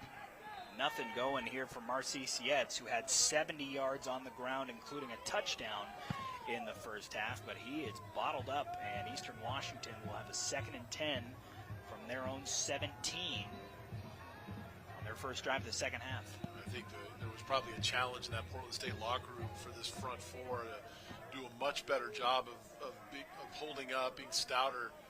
You saw in that first down run, bad snap here. Bell just trying to make the most out of it. It's essentially going to work like a quarterback sweep for a few yards. But now Eastern Washington with a 3rd down and medium, and you're at risk of having to punt not too far away from your own end zone. Here you get a look at the wide snap. Yeah, I mean, fortunate for Bell that it came right back to him, and great instincts out of him just to get what he could, turned it into at least something positive. 3rd and 8. Eagles have not gone 3 and out in the game. Pressure coming. Bell gets rid of it, and it was the only one around there was a Portland State defender. It is incomplete, and the Eagles are going to have to punt for the first time today. Yeah, just a miscommunication between him and Williams. He thought that Williams was going to cut that route off back to the sideline, and really fortunate that that ball wasn't intercepted. Mamarill, who came up with the pick in that first half on an incredible play, almost got his second, but Eastern, not many times you see them come out of the locker room and go 3 and out to start the second half. This is Landon Ogles to punt, and it's Jordan Herron back to return. He is dangerous. He has a punt return touchdown this season. Looks for room, gets dropped, but at his own 40. So Portland State will have good field position to start things out, and if they're able to find the end zone, they will take the lead for the first time in this game. Yeah, and you think about how they've done moving the football. I mean, it's been really a nice balance with a lot of the yards coming through the air. But we talked about Thompson, just that bulldozer of a running back. Only 89 yards total rushing the football. He has 48 of them, but it feels like 40 of those were after he was hitting the backfield or the line of scrimmage. Just really a strong runner. Yeah, his longest carry just 11 yards, but he has been impactful. And this will be a throw on the first play of the second half for this Portland State offense. A short completion out to Zachary Dodson-Green before he is tackled out on the boundary. They had success with that in that first half, just again taking advantage of the space that Eastern wants to give you. You see a nice job by Landry closing it up, but still 4 yards of first down. You'll take that if you're Portland State. Force Eastern to maybe play a little bit more tight coverage off the line of scrimmage.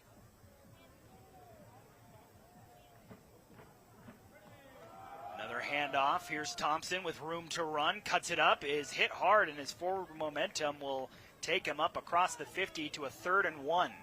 One of the things that he did really well in that first half was just make those, make a really nice, decisive cut, and then get to the outside quickly. Eastern started to figure that out and get to him in the backfield, so he wouldn't be allowed to do that. And you see there some success and very attainable 3rd down here for Portland State. I have a feeling this is going to number 24. I imagine the red jerseys probably feel the same way, although instead it'll be a pass. He'll fire for the sideline. He's got his man LaVille, who continues to eat up receptions. as he had 3 in the first half. That's his 4th as he's creeping towards 100-yard, now up close to 80. Yeah, both Bill and the tight end Ingman have been the security blanket for Sagapulitele. Just a nice job throwing the football. Surprising probably everybody that they didn't go to Thompson there on 3rd and short. Surprised me. I was calling for it. That's why I'm not a defensive coordinator. A few minutes gone here in the second half as Portland State trying to put together a good drive.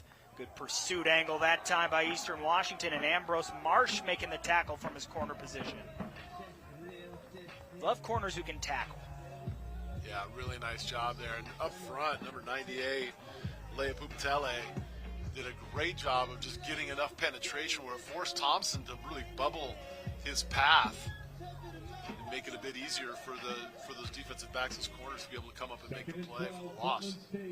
Puts it into a 2nd and 12 as Eastern's trying to keep the Vikings behind the sticks. Little delay handoff, and on the draw, Thompson just cutting and zigzagging his way for a hard-earned 3 yards. It'll get it back to 3rd and 9, but Eastern Washington with a chance to get off the field here. Bill, we talked about how poor the Eagles have been on 3rd down on defense. Portland State has also struggled on 3rd down on offense, so something's got to give here. Yeah, we've seen that play now a couple times, a little bit of that delay counter, but it was Heron, the first down, who's probably a little bit better suited to run it because he can get into that hole quickly. Thompson, it took a little bit of time, but again, I think 4-down territory if you're Portland State, so just get enough of a chunk here if you can't pick up the first down. Eastern sends the blitz. Sagapulitele drops it into Zachary Dodson-Green, who's out of bounds at the Eastern 15. Just a little back shoulder throw. Landry lost sight of where the ball was. Dodson-Green, just all he has to do is just turn, find the football, easy pitch and catch. Landry out there in space. That is his 5th reception. He now leads the team with 42 yards receiving as once again Portland State finds himself in the Eastern red zone looking to take the lead. It's the handoff to Schultz. He's been a busy man, and what a block out there by Thompson. But instead, Eastern Washington is able to get to it. But DeLon Thompson was out there as a lead blocker. Didn't spring for a big carry, but you'd love to see, watch number 24 here. Yeah, but Bryce Smith does a good job of just, see how he did. He pins him, but he at least holds up long enough for his defensive mates to come in and make the play. So, yeah, it didn't end well for Bryce Smith, but you got to give him credit for not giving up too much ground and forcing the ball back inside. That's his job. Unselfish play. Handoff, this time it's Thompson, and boy, Jair Leah Pupatele is having a great game up clogging that middle for Eastern Washington. The 6'2", 308-pound redshirt junior is doing a lot from his defensive tackle position. He sure is. I mean, he's forcing, too long. You can see there, just not allowing that offensive line to move him off of his spot, and it just makes things so hard for Thompson. Big 3rd down here for Eastern's defense. Empty backfield.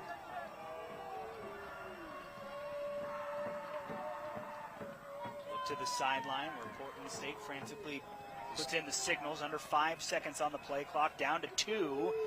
And that looked like a false start. They will blow this play dead as the receivers at the top side of the screen look like they got a running start. Yeah, I think big break there for Eastern Washington. Not only the 5-yard penalty, but you've got those 3 dynamic receivers. Number 12 of the offense. 5-yard penalty, 3rd down. Yeah, the way they came out into that formation, you had Schultz, you had LaVille, I think it was Dodson-Green, all lined up to the left of the offensive formation, and Eastern, it didn't look like they had it, at least from a formation perspective. It didn't look like they had lined up correctly. Now you're going to take LaVille, put him to the top of your screen. Eastern looks like they've got some bracket coverage there with the safety coming over to help. 3rd and 12. Plenty of time. Throws it. It is fought for.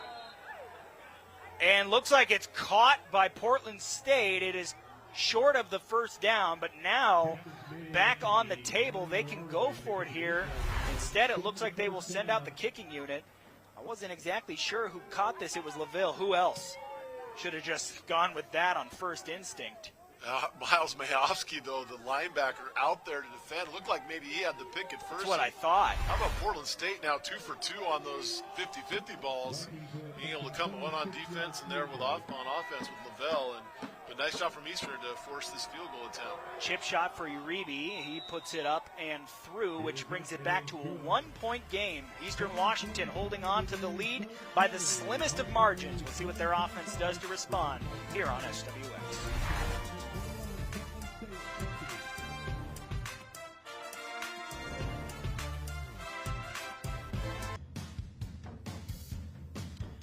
College football on SWX is presented in part by your local McDonald's restaurants, proud sponsors of the McDonald's Team of the Week, featured every Friday night at 11:15 on Nonstop Local KHQ during SWX Overtime.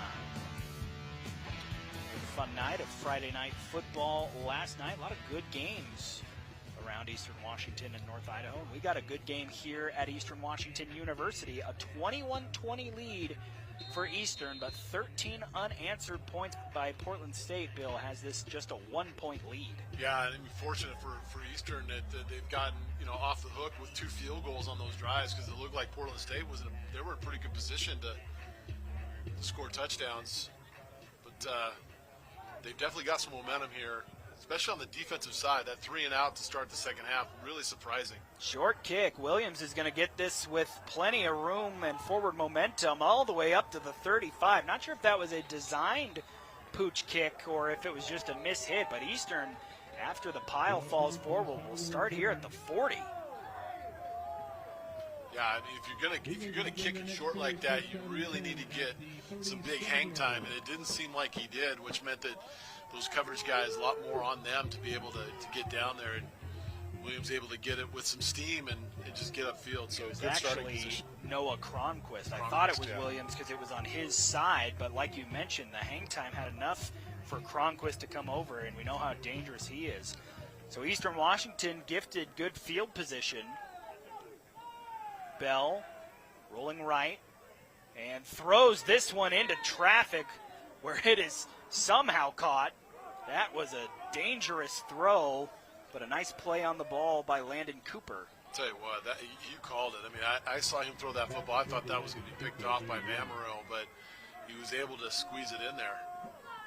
Second down, it ended up going just as a gain of 1. Throws this one out to Yetz, where there's a great open field play made by Bryson Ross. And it's a 3rd down almost immediately for Eastern Washington. Yeah, it doesn't look like Eastern has any intention of throwing the ball downfield, at least based on those 2 plays. Portland State able to do a nice job of just bringing the ball carrier down right after the catch. So 2 completions, good for maybe 1 yard. Back-to-back drives, 3rd and long here for Eastern. Eagles had to punt for the first time on their last drive. Bell out to Yetz. Yetz has the first down, stays in bounds. Marcise Yetz just trying to put them all away. It is a huge gain right when Eastern needed it.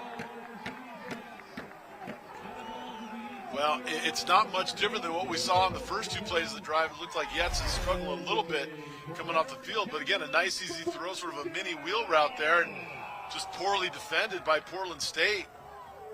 You can see with his speed, able to get down the field, and big play when they needed it most. A 48-yard gain for Marcise Yetz. Bell sets up. Pressure coming, steps up into the pocket. Nate Bell inside the 10, strung out, close to a first down. If not there, he'll be in 2nd and short.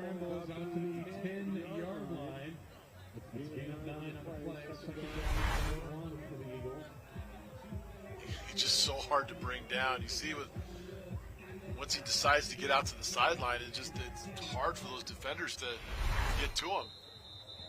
And Portland State ran on a man late. This play stopped. Looks like the Vikings had to burn a timeout there. So more good fortune for Eastern Washington as they were about to have to give off. There is no foul for illegal substitution. Portland State is charged with their first charge timeout. Timeout on the field. Take a break and come back. Eastern Washington knocking on the door, trying to extend this lead up 21-20 here in Cheney.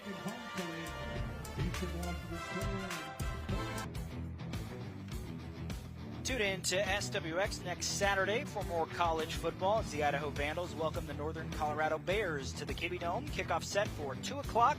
Vandals and Bears live next Saturday on SWX, your home for local sports. Portland State having to burn a timeout. Eastern Washington now with a second and call it 2 from the 10-yard line as they try to break a streak of unanswered Portland State points. Yeah, a game like this, I'm sure that Bruce Barnum would love to hang on to as many timeouts as possible, but feels like this is crucial enough a point where you want to not give up the yardage.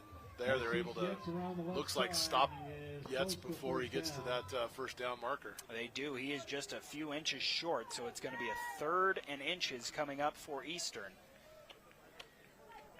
You got your short yardage group in there now with Allen, a couple of tight ends. Caden Stolt, redshirt freshman now in the game. Bell fakes the handoff, rolls to the right. Just drops it off, got a man open, dives for the end zone. Landon Cooper's in. Touchdown, Eastern Washington.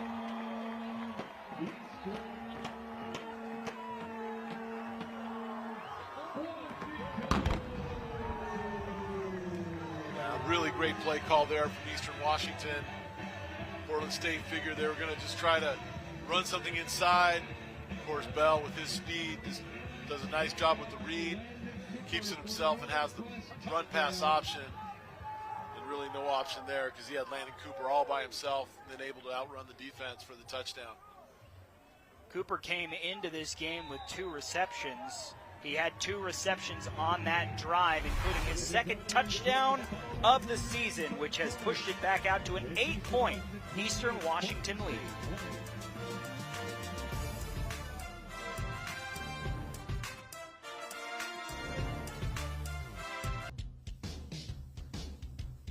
College football on SWX is brought to you in part by Top Dog Plumbing and Drain. Locally owned and operated, our pledge is to bring you unmatched service and expertise for your home or business.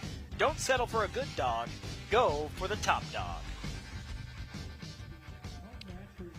Moon starting to make its way over Roos Field here as Landon Cooper has the Eagles back up 28-20. Still 5 minutes remaining in the 3rd quarter.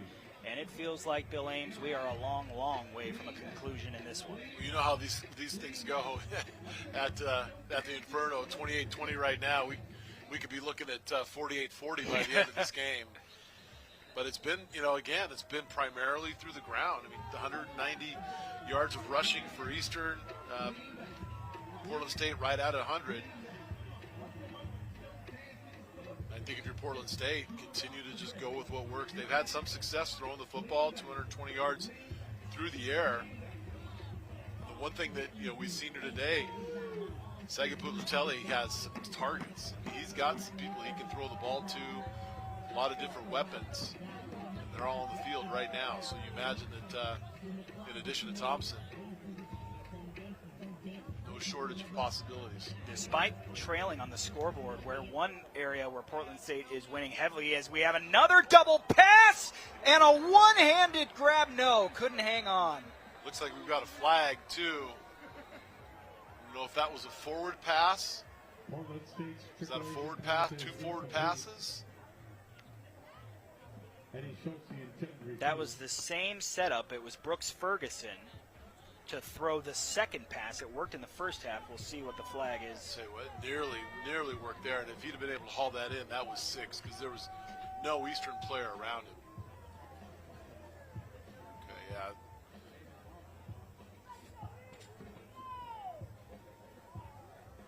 I'm trying to sort it out, but it looked like that first pass was forward.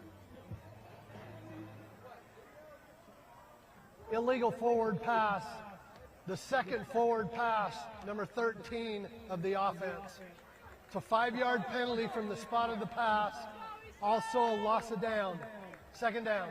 Yeah, a lot of people don't know that. Even if you throw it behind the line of scrimmage, you can't have 2 forward passes. Yeah.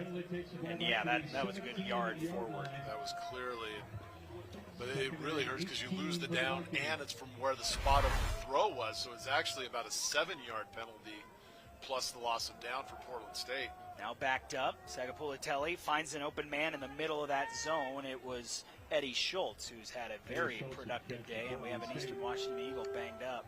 Yeah, like a little friendly fire there, maybe with Schultz. Ooh, yeah. Jalen Jenkins is who's banged up for Eastern. And the trainer's out to take a look at him.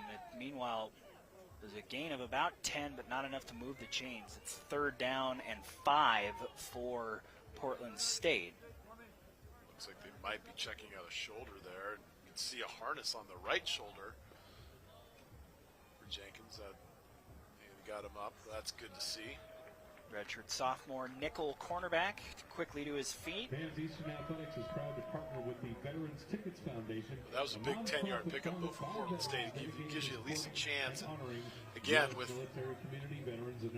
the receivers that he has, Eastern's got to make a choice. Who do they want to take away? Here's a 3rd down. And now, Eagle fans, it is a holiday heating 3rd down. Clock running, 4.5 minutes to go in the 3rd quarter.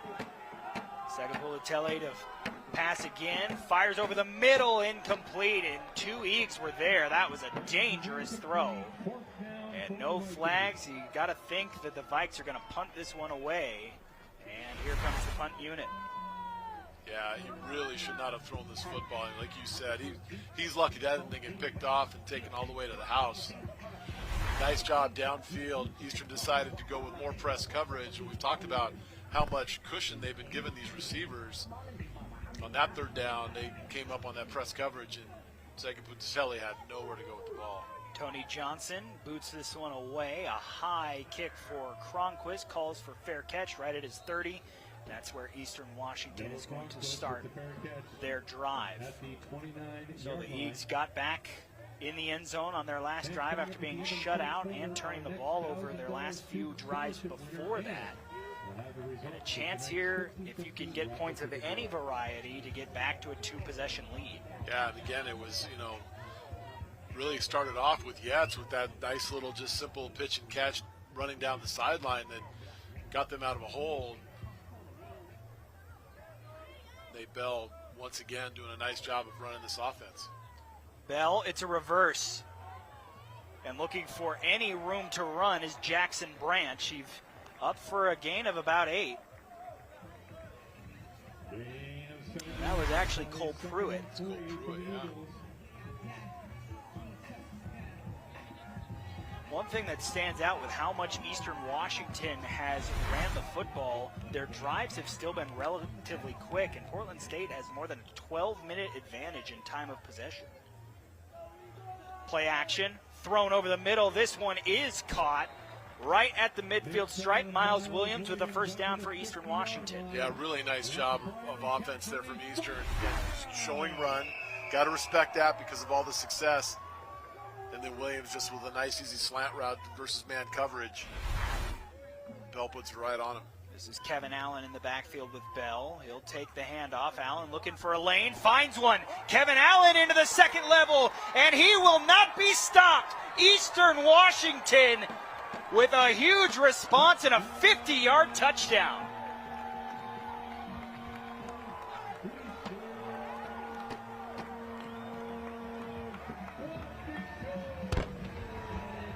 How about this run game for the Eastern Washington Eagles?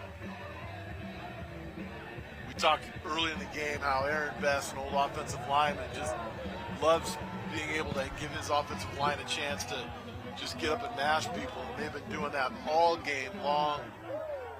Allen, once he got into that 2nd level, there was no chance of anybody catching him. Just had to break one shoestring tackle. Did that easily. And Eastern now, just like that, up 2 scores. 2nd touchdown of the game for Allen. He's got 3 carries, but 61 yards and 2 scores. Yeah, so well blocked, missed tackle, poor angle there from Portland State. And this defense, even though they haven't been on the field very long, you said these drives just have been at a frantic pace where it's been hard for Portland State's defense really to catch their breath.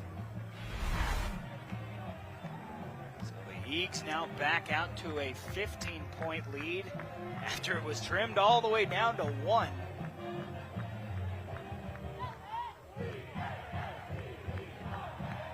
Well, of course, we saw Eastern Washington up 2 scores in that first half, and Portland State, they were able to respond. But this is a point here where you feel like Portland State, they can't give the ball back without scoring some points here because of this way this Eastern Washington offense is moving the football. Well, after scoring on 3 of their first 4 drives, as here we've got another kick that'll sail into the end zone for a touchback. Eakes fumbled the ball away, then it was the end of the half, and then they went 3 and out on their first drive of the second half. But since then, 2 touchdowns, and I don't want to call any lead comfortable with this much time remaining, but it's a lot more comfortable, Bill, than a 1-point advantage. Well, you got to feel good about, again, just the way that Eastern Washington is doing it, and now on defense, maybe figuring something out, even though they've given up, a field goal.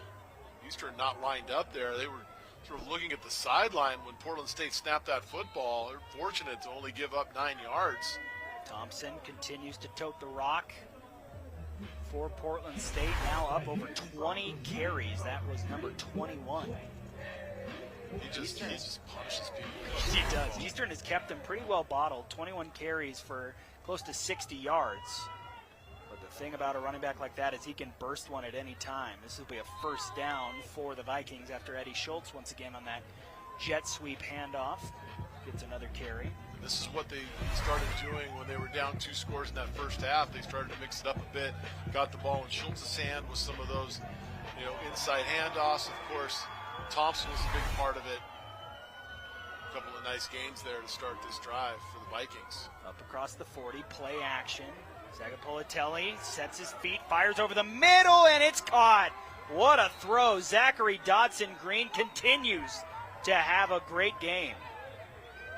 Again, it's just there's so many weapons. If he has the time to throw, he's got all kinds of people he can go to and puts that one right on him. We're right back in at Portland State. 6 catches now for the transfer from Montana State. This time Thompson nowhere to go. Might have been even dropped for a loss of 1. As the Eagles able to respond. Reed's son, surprise, surprise, in on another tackle. Yeah, just not really the type of run that you expect Thompson to have much success at, trying to string it out. That's not his game. That's more Herron's game. And just as I say that, Herron's going to come in to replace Thompson.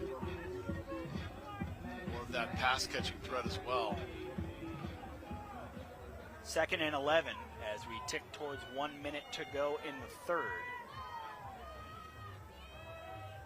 Kind of a double clutch there, but he does get it out to LaVille, but it's only a gain of 3. I'll tell you, he's lucky that ball wasn't intercepted. He double clutched there and gave the defensive back a chance to close because he fired it in there to LaVille. Be able to come over, you see it there. Just enough of a hesitation with Landry. I don't know if that was Landry or not. But the defender's able to come down. But this clearly is going to be 4-down territory for Portland State. They'll get at least one more playoff. 3rd down.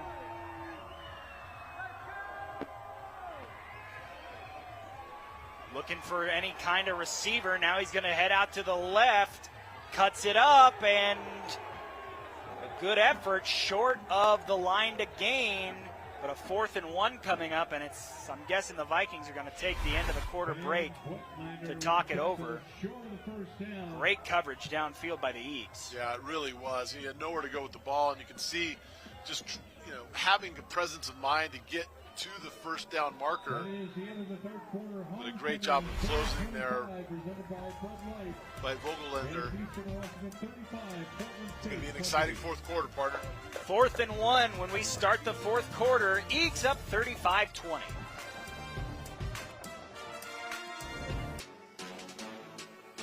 College football on SWX is sponsored in part by Dr. C Family Dentistry. Complete care for every smile at every stage. Here we go, folks. 15 minutes to play on this homecoming game for Eastern Washington here at the Inferno in Cheney. Austin Getz, Bill Ames joining you with a huge 4th and 1 coming up for Portland State. Bill, feels like if the Vikes want any kind of chance at coming back in this one, you got to pick up this first down. Absolutely, partner. You're 100% right. If they don't pick this up, you give the ball right back to Eastern the way they're moving. I don't see any way, short of, something crazy happening, Portland State being able to win this football game. Miscommunication, but somehow getting just enough is Thompson. Oh, that was disaster waiting to happen, and 24 made a play. I'll tell you what, all the credit to Thompson. Huge miscommunication. I think it actually might have thrown the defense off a bit, too. Isaiah Perez didn't know who to tackle, and he ended up getting blocked. Hesitated. You got to play through that. Go tackle both of them if you can. Big break for Portland State. So the drive remains alive for now. Throw out to the right. Oh, what a hit, but a nice catch as well. Gain of a couple yards as Schultz again. Bryce been Smith, a busy man. Bryce Smith doing a nice job. Really sure doing a nice job with some sure tackles, but Portland State's going to take that 7 yards on first down, especially if we talked about Eastern has been giving them a lot of cushion. Very talented receivers. 2nd down. Time enough for Portland State to keep the playbook open if you want to go back to Thompson on the ground. Instead, it's a pass. Kiave Sagapatelli to the end zone. Tight coverage from Landry. Incomplete. That'll bring up 3rd down. Yeah, Landry, really nice job there on his hip the whole time. Didn't get his hands in there, grab jersey. We saw Portland State get caught with that earlier in the game. He just does a good job, gets the head around enough. Well done there. So 3rd down. Again, field goal does you no good here, down 15. So Portland State's going to be in 4-down territory no matter what. Another bunch set to the short side of the field. Take a look here at the tight end. Ingman. Haven't heard from him in a while. Drop back, quick pressure, but out to Thompson. Thompson's got the first down, tries to tiptoe the sideline. Pushed out inside the 10. As Portland State continues to just keep that flame of hope alive. Boy, Sagapatelli, what a great job there by the quarterback. Saw the heat coming, had his hot route out to Thompson, put it right on him. And remember, that guy's playing with a club. How does he catch that football? Good question. He'll carry it this time with the club in the right hand. Bounces off one man, but a gang of Eags, including Isaiah Perez and Ben Voigtlander, get him to the turf. Yeah, that's just not his game. I mean, they've tried to do that now a couple of times instead of just having him just run hard on the inside. If you can get him to bounce most times, he's just not going to be able to get to the edge. Remember, this is a goal-to-go situation, so losing yards, now you're outside the 10-yard line or right at the 10. So you got to go the full distance here. And like you said earlier, this is probably 4-down territory.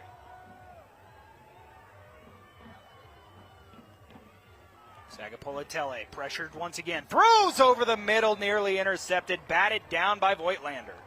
Boy, Voigtlander probably, you can see it right there. He knows it too. He should have had that football, and if he does, he's going to have all kinds of space in front of him.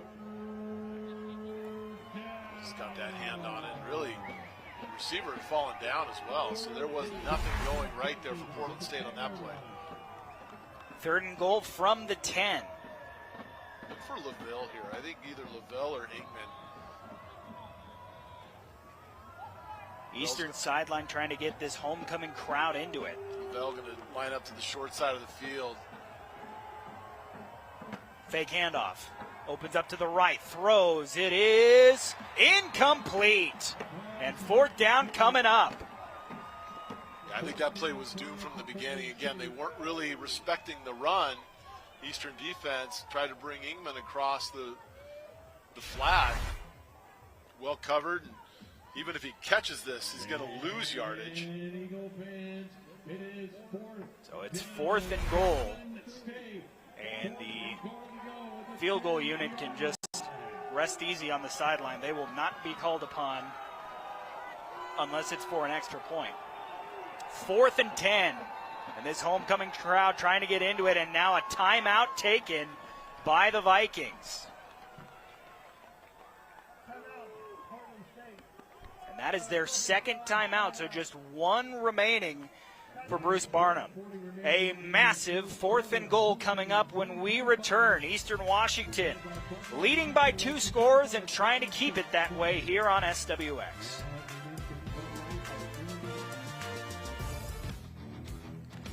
College football on SWX is brought to you in part by Serve Pro of Spokane County. If your home or business is ever damaged by fire, water, or an unexpected incident, trust the pros at Serve Pro of Spokane County to make like it never even happened happen. Here we go. Portland State trying to keep their hopes alive in this game with a 4th and 10. 4th and goal, I should say, from the 10. Yeah, Eastern looks like they're just going to play coverage here, play that end zone. So maybe just some opportunity for Portland State to throw it up, although looking like they want to bring a little bit of pressure now. John Chiave Sagapolitelli fires for the end zone. Incomplete. No flags on the field. Eastern Washington, another turnover on downs. And Portland State, it looked like they had something there. It was Schultz. Broke to the outside. Looked like he had room to make the catch. Just the ball gets thrown behind him. If that could be on target, that's a score for Portland State. But just like we've seen it throughout the second half, Eastern comes up with a big stop. Now the Eagles can really put the ground attack in action. Not that it hasn't been already in this game. And it's Nate Bell carrying it. That is not something you see as much with Nate Bell versus Jared Taylor. The designed quarterback run where he follows a lead blocker off tackle. You see that a lot with Jared Taylor with the tight end coming across the formation. When Nate Bell carries it on a designed run, it's usually some kind of option look or a speed option, but that was essentially out of the Jared Taylor playbook, for lack of a better term. They'll let this clock burn down. Remember, Portland State has burned 2 timeouts in the second half, so they can let clock run here. He's going to throw it. He is tipped in the air and not intercepted. Could have been intercepted.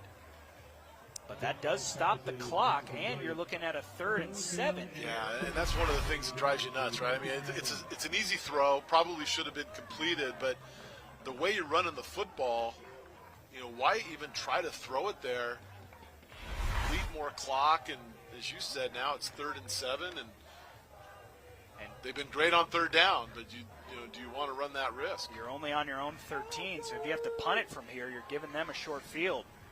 Bell is brought down, and now Eastern will have to punt out of their own end zone, and it's Spencer Elliott's second time he's gotten into the backfield today.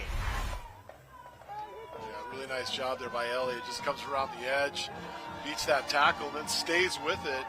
It looked like Bell might have a chance to break out of there once again, but Elliott said, enough of that, young man. I'm going to hold on to this foot as long as I have to before I get help. And nice answer here from the defense of Portland State. So now you need a clean operation with Landon Ogles, and he does get this one away. A kick that crosses the field and crosses midfield, keeps rolling, and great punt from Landon Ogles that's going to go all the way to the 33 from his own end zone. Not many punts will make the highlight reel. That one could as he flips the field. 11-11 to go in this game, Eagles by 15.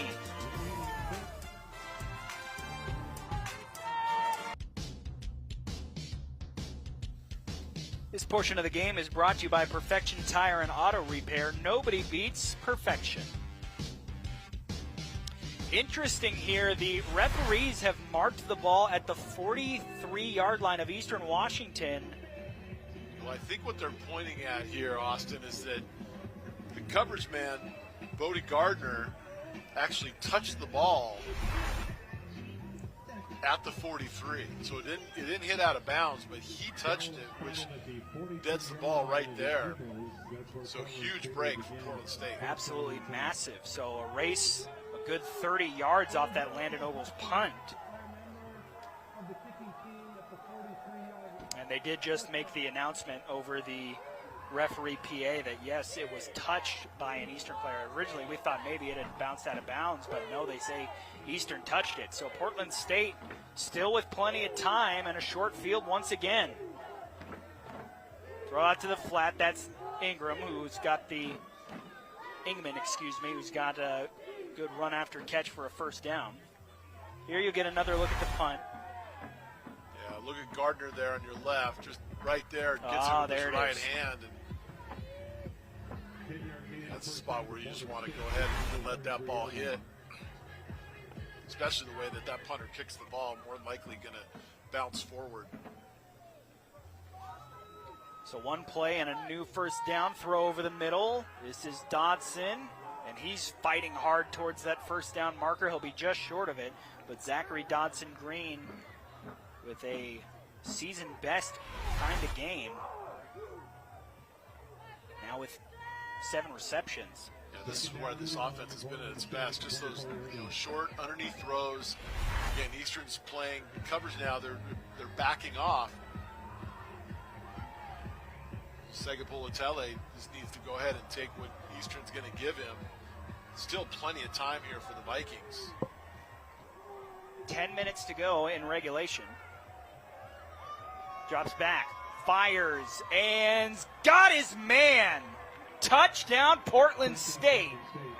And it's back to a one-possession game. Yep, there's that man LaVille again. Great route, just a simple post route.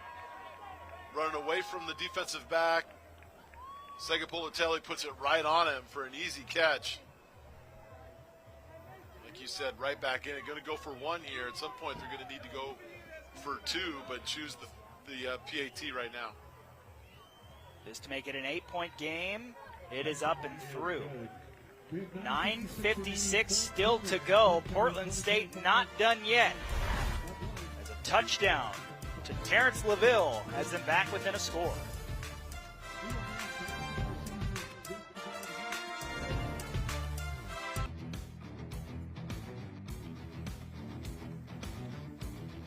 Welcome back. Nightfall here in Cheney.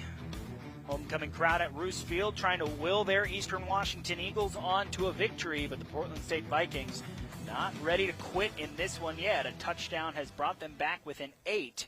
A 35-27 lead for the Eags. Austin Getz and Bill Ames joining you. Bill, all of a sudden Eastern comes out, and this is a very important offensive possession. You cannot afford to go 3 and out like you just did. Yeah, I mean, you go back to that drive right there, Austin, you're talking about. Portland State looks like they want to set up for an onside kick, which would shock me at this point in the game. They do go ahead and get back into their regular formation. But, yeah, that last drive for Eastern Washington, just really nothing seemed to go right for them as this ball is going to go into the end zone.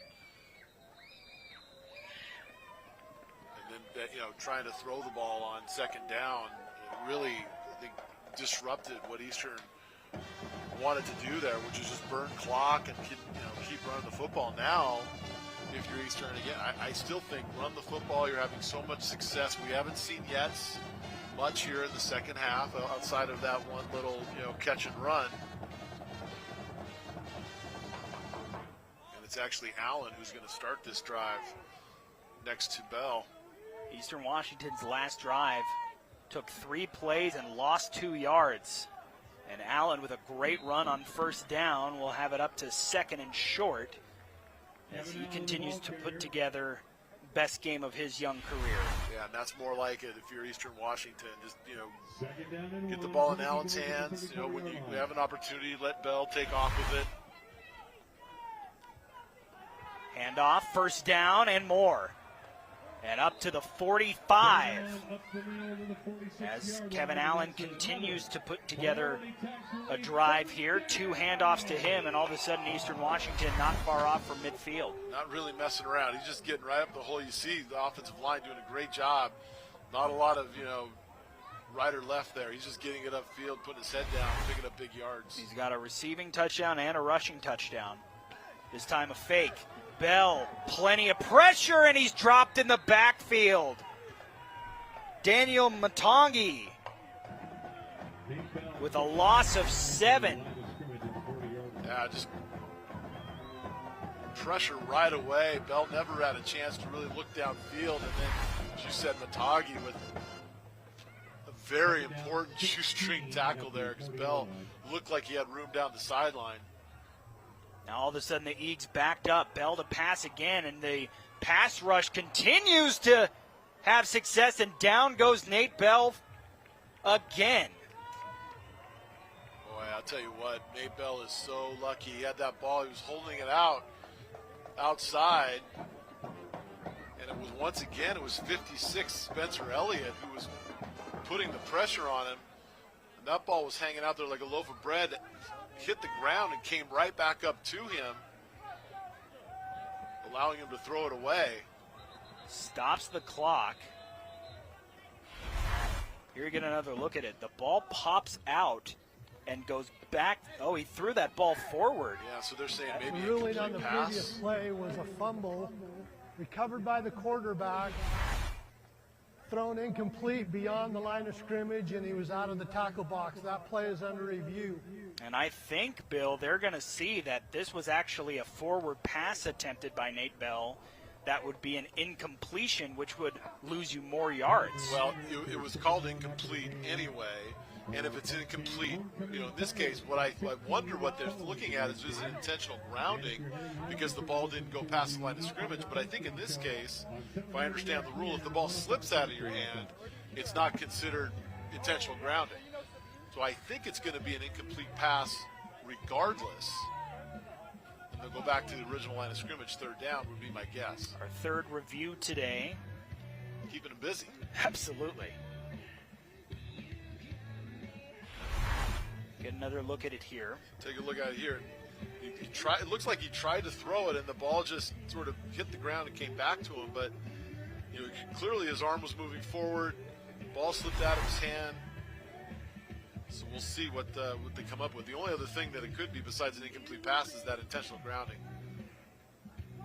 which should also result in a loss of yardage. Right. You're going to be looking at third down either way. Yeah, it's either 3rd and 15 or maybe 3rd and 25, but based on where he was. You're looking at a very likely situation that you're going to have to punt this ball back. And here once again is Kelly Holman. After reviewing the play is upheld. Yeah, so incomplete pass. 8 minutes and 27 seconds remaining. So if you run the ball here and the clock moves while you send the punt team out, you'd be giving it back to Portland State with less than 8 minutes remaining. Although it's interesting that I think the play on the call on the field was that he fumbled, got the ball back, and then threw it out of bounds. So that's the call that was upheld. Bell's going to pass. Throws it out and through the hands of his intended target, Yates, which stops the clock, and the punt unit comes back out.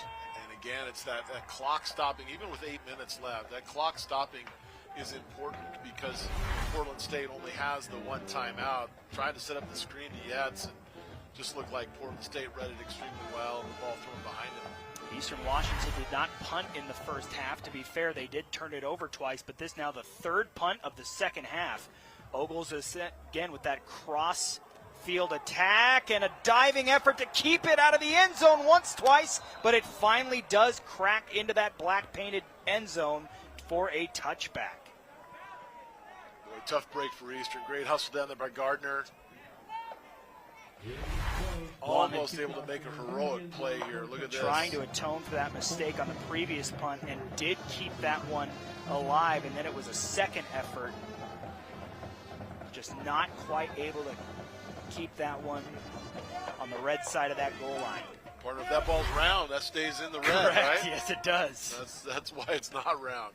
8 minutes and 11 seconds. Portland State has one timeout remaining. And again, remember the clock will stop at 2 minutes as well. They run the draw. Thompson hit hard. Isaiah Perez pursuing the play. They Plays really a big hit. They like that sort of delay counter. Again, I'm not sure that Thompson is the back that you want out there for a play like that. Heron seems to be a much better fit, but you pick up some positive yards. 2nd and 9. He's creeping towards 30 carries. That was number 25. This time, Sagapulitelli to pass and a good open field tackle after the completion. The Samurai Anderson will bring up a 3rd down here, 3rd and 5. Yeah, look here, you've got Schultz, you've got Dotson Green, and of course the touchdown maker Lavelle out there right now for this very important 3rd and 6.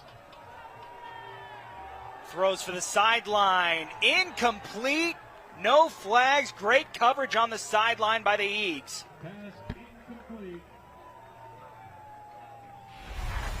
Let's take another look at it here. Yeah, I think the ball was thrown so far behind him that you really couldn't call pass interference. Drake really. Really did a nice job. There's really no way that Lavelle had a chance at that football. Enough time left that Portland State probably feels pretty comfortable punting this one away, especially in this area of the field. Johnson's kick, end over end, backing up Cronquist, still backing him up, and now it's going to head for the end zone, and that will be a touchback, a booming punt from Tony Johnson. Well, that sure was. I don't think anybody expected that thing to go into the end zone, and Eastern Washington probably fortunate that it took the bounce that it did. You can't even really be mad about a touchback there. I know a lot of punters don't like the thought of a touchback, but if you're standing on your own 10-yard line punting that one away, it's almost kind of a flex of the muscles. So 7 minutes and 2 seconds. Eastern Washington starts this drive on their own 20. Just trying to find enough to put this game away. They've had to punt on their last 2 drives after scoring on consecutive drives. A little confusion in the backfield between Allen and Bell. Jake Bell keeps the ball, gains about 4 yards on the play. We haven't seen Yetz in the game in quite some time. We wonder if he's okay. Looks like it might be Allen the rest of the way here. I think Eagles would take some time. Still 15 seconds left on that play clock. Option look. Bell pitches it. Here's Allen. And Allen stood up right at the 20. So here comes another 3rd down after a loss of 4. Yeah, back to the original line of scrimmage or to start this drive. Allen looks like he's limping off the field. It's going to be Yetz coming back in, but Allen had a chance to bust this inside. His tight end did a great job of driving the block outside, and he chose to just kind of run right into it, and that's what caused the problems for them. And the 3-yard loss. Here we are again. Preseason All-Big Sky selection, Isaiah Green making the tackle from his safety position. 3rd and 10. They run the quarterback draw. Nate Bell trying to make a play, and he's got the 1st down. Boy, what a great play call there. Just a designed run. You said it. That's what they like to do with Nate Bell. He's not one who's going to do much of the read option.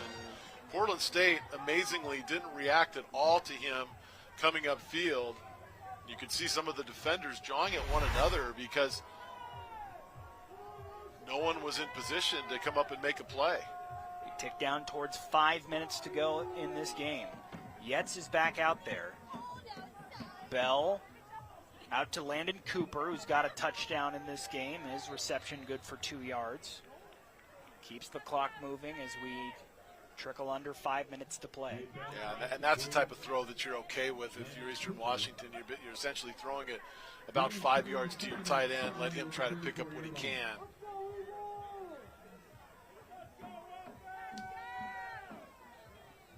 Eastern obviously in no hurry. Here's Yetz once again in the backfield. This time he does get it. Marcise Yetz stutters through the line and falls forward, not quite to a 1st down, but a 3rd and short coming up. You'll love this spot, though, if you're Eastern Washington. You haven't had much trouble at all on 3rd down here tonight. It's primarily because you've had third downs like this, where you've had about a yard to go, so they're going to huddle up, take as much time as they can, utilize one of those dynamic running options that have had so much success here tonight, again up to over 250 yards of rushing. 10 on the play clock. Caden Stolten in there as lead blocker. Pitch. Yates cuts it up. And he's got the first down.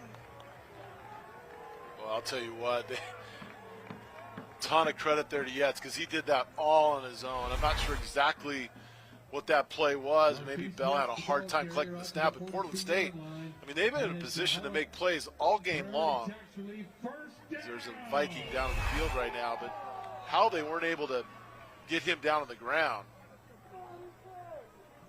Deontay Thornton is the man down for Portland State. There's a 1st and 10 coming up for Eastern Washington with 3:39 remaining. And now if you are the Vikings, you have to think about if you stop Eastern on 1st down for, obviously you'd hope for a loss, but even a short gain, you got to think about maybe using that timeout. Because the only other clock stoppage that's coming, unless it's an incomplete pass, is the 2-minute timeout. Yeah, and that makes you wonder if Eastern would even try to put the ball in the air. I mean, we've seen them do it here on this drive, but again, a very conservative throw. That type of play would make sense, but anything downfield, you just, especially with the way Portland State's been able to put pressure on the quarterback here, it'd be wise not to go that route. They get Thornton to his feet, and he heads for the sideline. 1st down and 10 for the Eagles at the 42-yard line. Eagles get it to the 42. And the clock restarts with still 40 on the play clock. Eagles can burn a lot of time here before taking their next snap. That's exactly what they will do.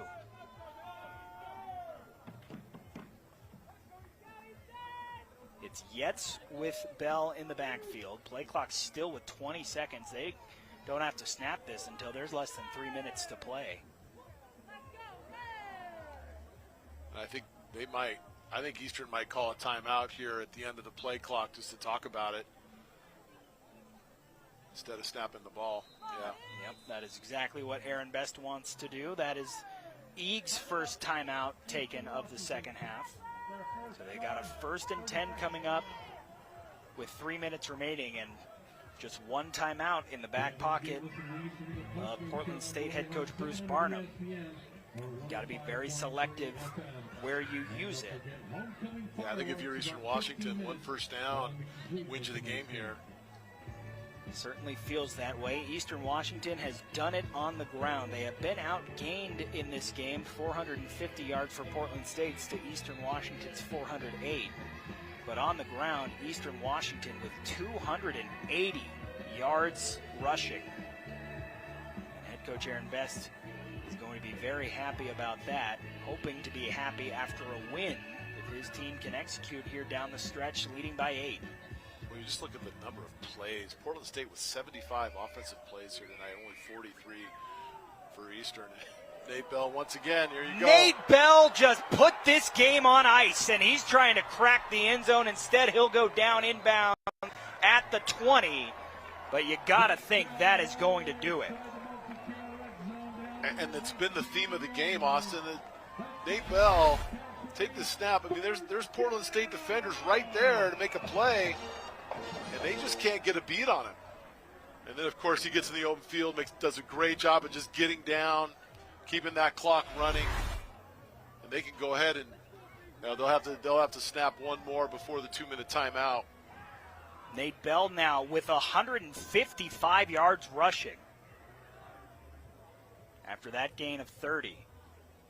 He'll follow his blockers once again, hit hard, holds on to the football, and Bruce Barnum takes his final timeout before the 2-minute timeout. I'll tell you, the only thing I might consider if I'm Eastern is handing that ball off to somebody else. I don't know that I want my quarterback taking those shots here towards the end of the game. Well, you talk about Eastern Washington, and it certainly looks good in terms of trending towards a win. They battled in this game. Everything was coming up roses for them early, and they hit some middle-of-the-game adversity, but give them credit for sticking with it. After their lead got trimmed all the way down to 1, they were able to find the responses. Yeah, they really have. I mean, it feels like they've been in control most of this game, and Portland State has just hung in there, and full credit to Coach Barnum and that team, because it's been a tough start for them, not able to get any wins, but they're out there playing hard, competing. But at the end of the day, it just was this running game of Eastern. It's tough to overcome for the Vikings.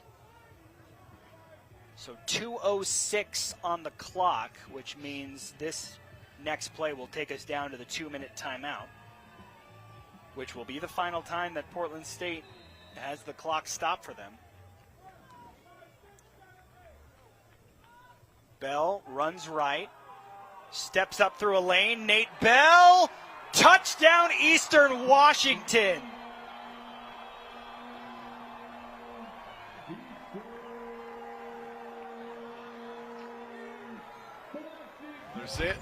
Referees are taking a look here because the ball was knocked out, but did it get knocked out after he was in the end zone? Looks like Eastern, that's what happened. Portland State trying to argue their case. What a fitting way to end this game. Well, they are going to take a look at it. Well, all scoring plays automatically reviewed. Ruling on the play was a touchdown. The play is under review. So what they're going to be looking for here is if Portland State is able to pop the ball out before the end zone. No. I think Nate Bell's pretty deep into the end zone by that. Let's take a look. They tried to knock it out before, so if the ball's moving at all, right there, that's what I saw, partner. And it's just a question of whether or not it happened after he crossed the goal line. And the ball actually went out of the end zone. So if it goes out of the end zone, it's Portland State ball. That ball might have come out. So let's hold on. Oh, wow. Now this could absolutely flip this game on its ear. The only thing that Eastern, I think, has going for it right now is the fact that unless there's a camera angle that's right at the goal line, what we've seen, to me, doesn't make it look conclusive that ball was inside the field of play when it came out. Oh, man, this is absolutely massive. There is a hush that is almost eerie over Roos Field right now. You go from exuberance to, oh no, all at the same time. Great job by that Portland State defender, though, to knock the ball out and stay with the play. A couple of Eastern Washington University graduates going head-to-head here on homecoming for the Eags. And remember, it's not where the player was when the ball came out, it's where the ball is. It looked like Bell, that ball was just out in front of him, maybe enough, where at the very least it's inconclusive and they keep the call on the field. Review booth's been busy tonight, partner. Yes, it has. Let's take a look here. Have a listen. Once again, here's Kelly Holman.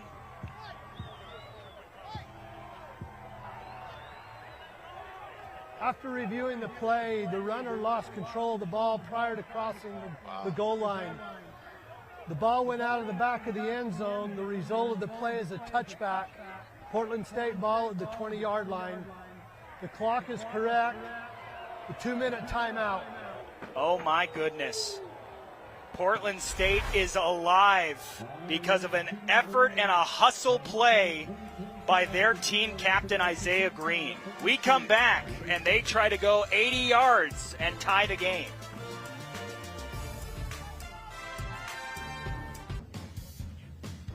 They say football is a game of inches, and Isaiah Green, defending every single inch of the field, punches this ball out before Nate Bell crosses the plane with it. And that is why Portland State still has hope in this game. If you're just joining us, you've missed a thriller. Eastern Washington leading 35-27, but because of that play, the Vikings will take over on their 20-yard line, no timeouts, and 1 minute 59 seconds to play. I'll tell you what, they've got some weapons on the outside that can get them down the field quickly, and start with a nice, easy pitch and catch, and 5 yards on first down. They'll take that, although they've got to get up on the ball and go quickly. They need a touchdown and a 2-point conversion. They'll focus, obviously, on the touchdown first. Jean-Kiave Sagapulatelli has been excellent in this game. Back-to-back receptions made by Zachary Dodson-Green, who has also been great, and he gets out of bounds. Boy, tough spot there for Portland State, though. It looked like Dodson-Green has stretched that ball out past the marker. I wonder if they'll maybe take a look at that spot. Doesn't appear they will. Third down, another pass out. Same play 3 times in a row. This time, Dodson-Green makes no qualms about it. He's got the first down. 1:36 to go. 3 straight throws just quick out to the left.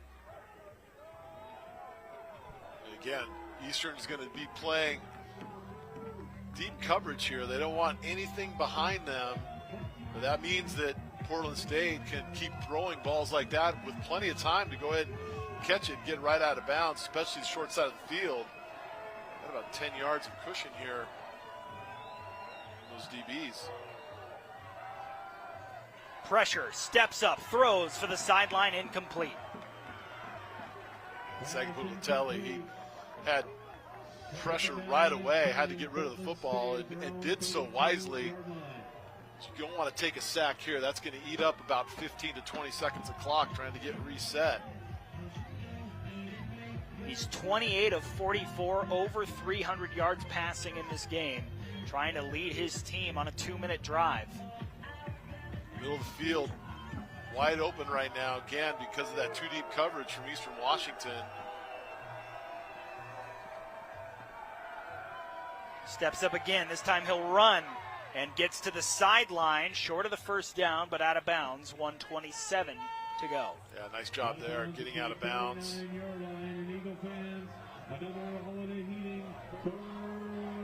Again, you would expect Portland State here just to go ahead and just pick up the first down. Keep those chains moving. Don't worry about trying to get the ball downfield at this point. Third down. Obvious 4-down territory for Portland State. Sagapulatelli drops back, throws for the sideline where it is. Waiting for the signal. Referees are having to fight it out with the Eastern Washington ball. It's picked off. Wow. Wow. I can't even tell who came up with it down there, but it was somebody wearing red.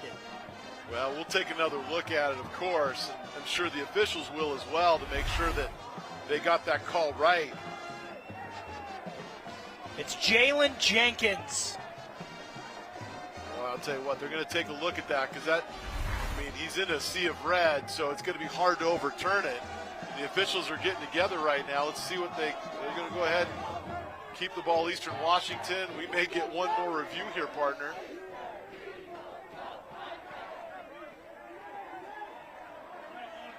Did he have full control of that ball as he was going out of bounds? They're talking to the crew upstairs.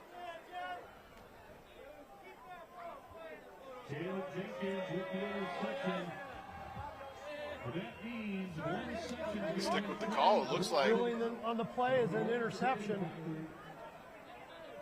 Eastern Washington ball. For Jenkins, his second interception of the season. Boy, tough break for Portland State, but I got to wonder why you're throwing the ball to the wide side on a 3rd and 3 where all you had to do is just move the chains. Great job by Johnson, just gets inside of it there, and you could argue maybe the ball was still moving a bit as he was going out of bounds, but it's going to stick. Eastern's going to get out of here with a win. That is an unbelievable effort for Eastern Washington. Backs against the wall, and their defense made a play, and now it's just kneeling it out a couple more times, and this one will be over. Eastern Washington is going to improve to 2-4 on the season, 2-0 here at Roos Field. Portland State, give them credit, they fought hard, but they will drop to 0-6. Yeah, you talk about just some tough breaks for Portland State.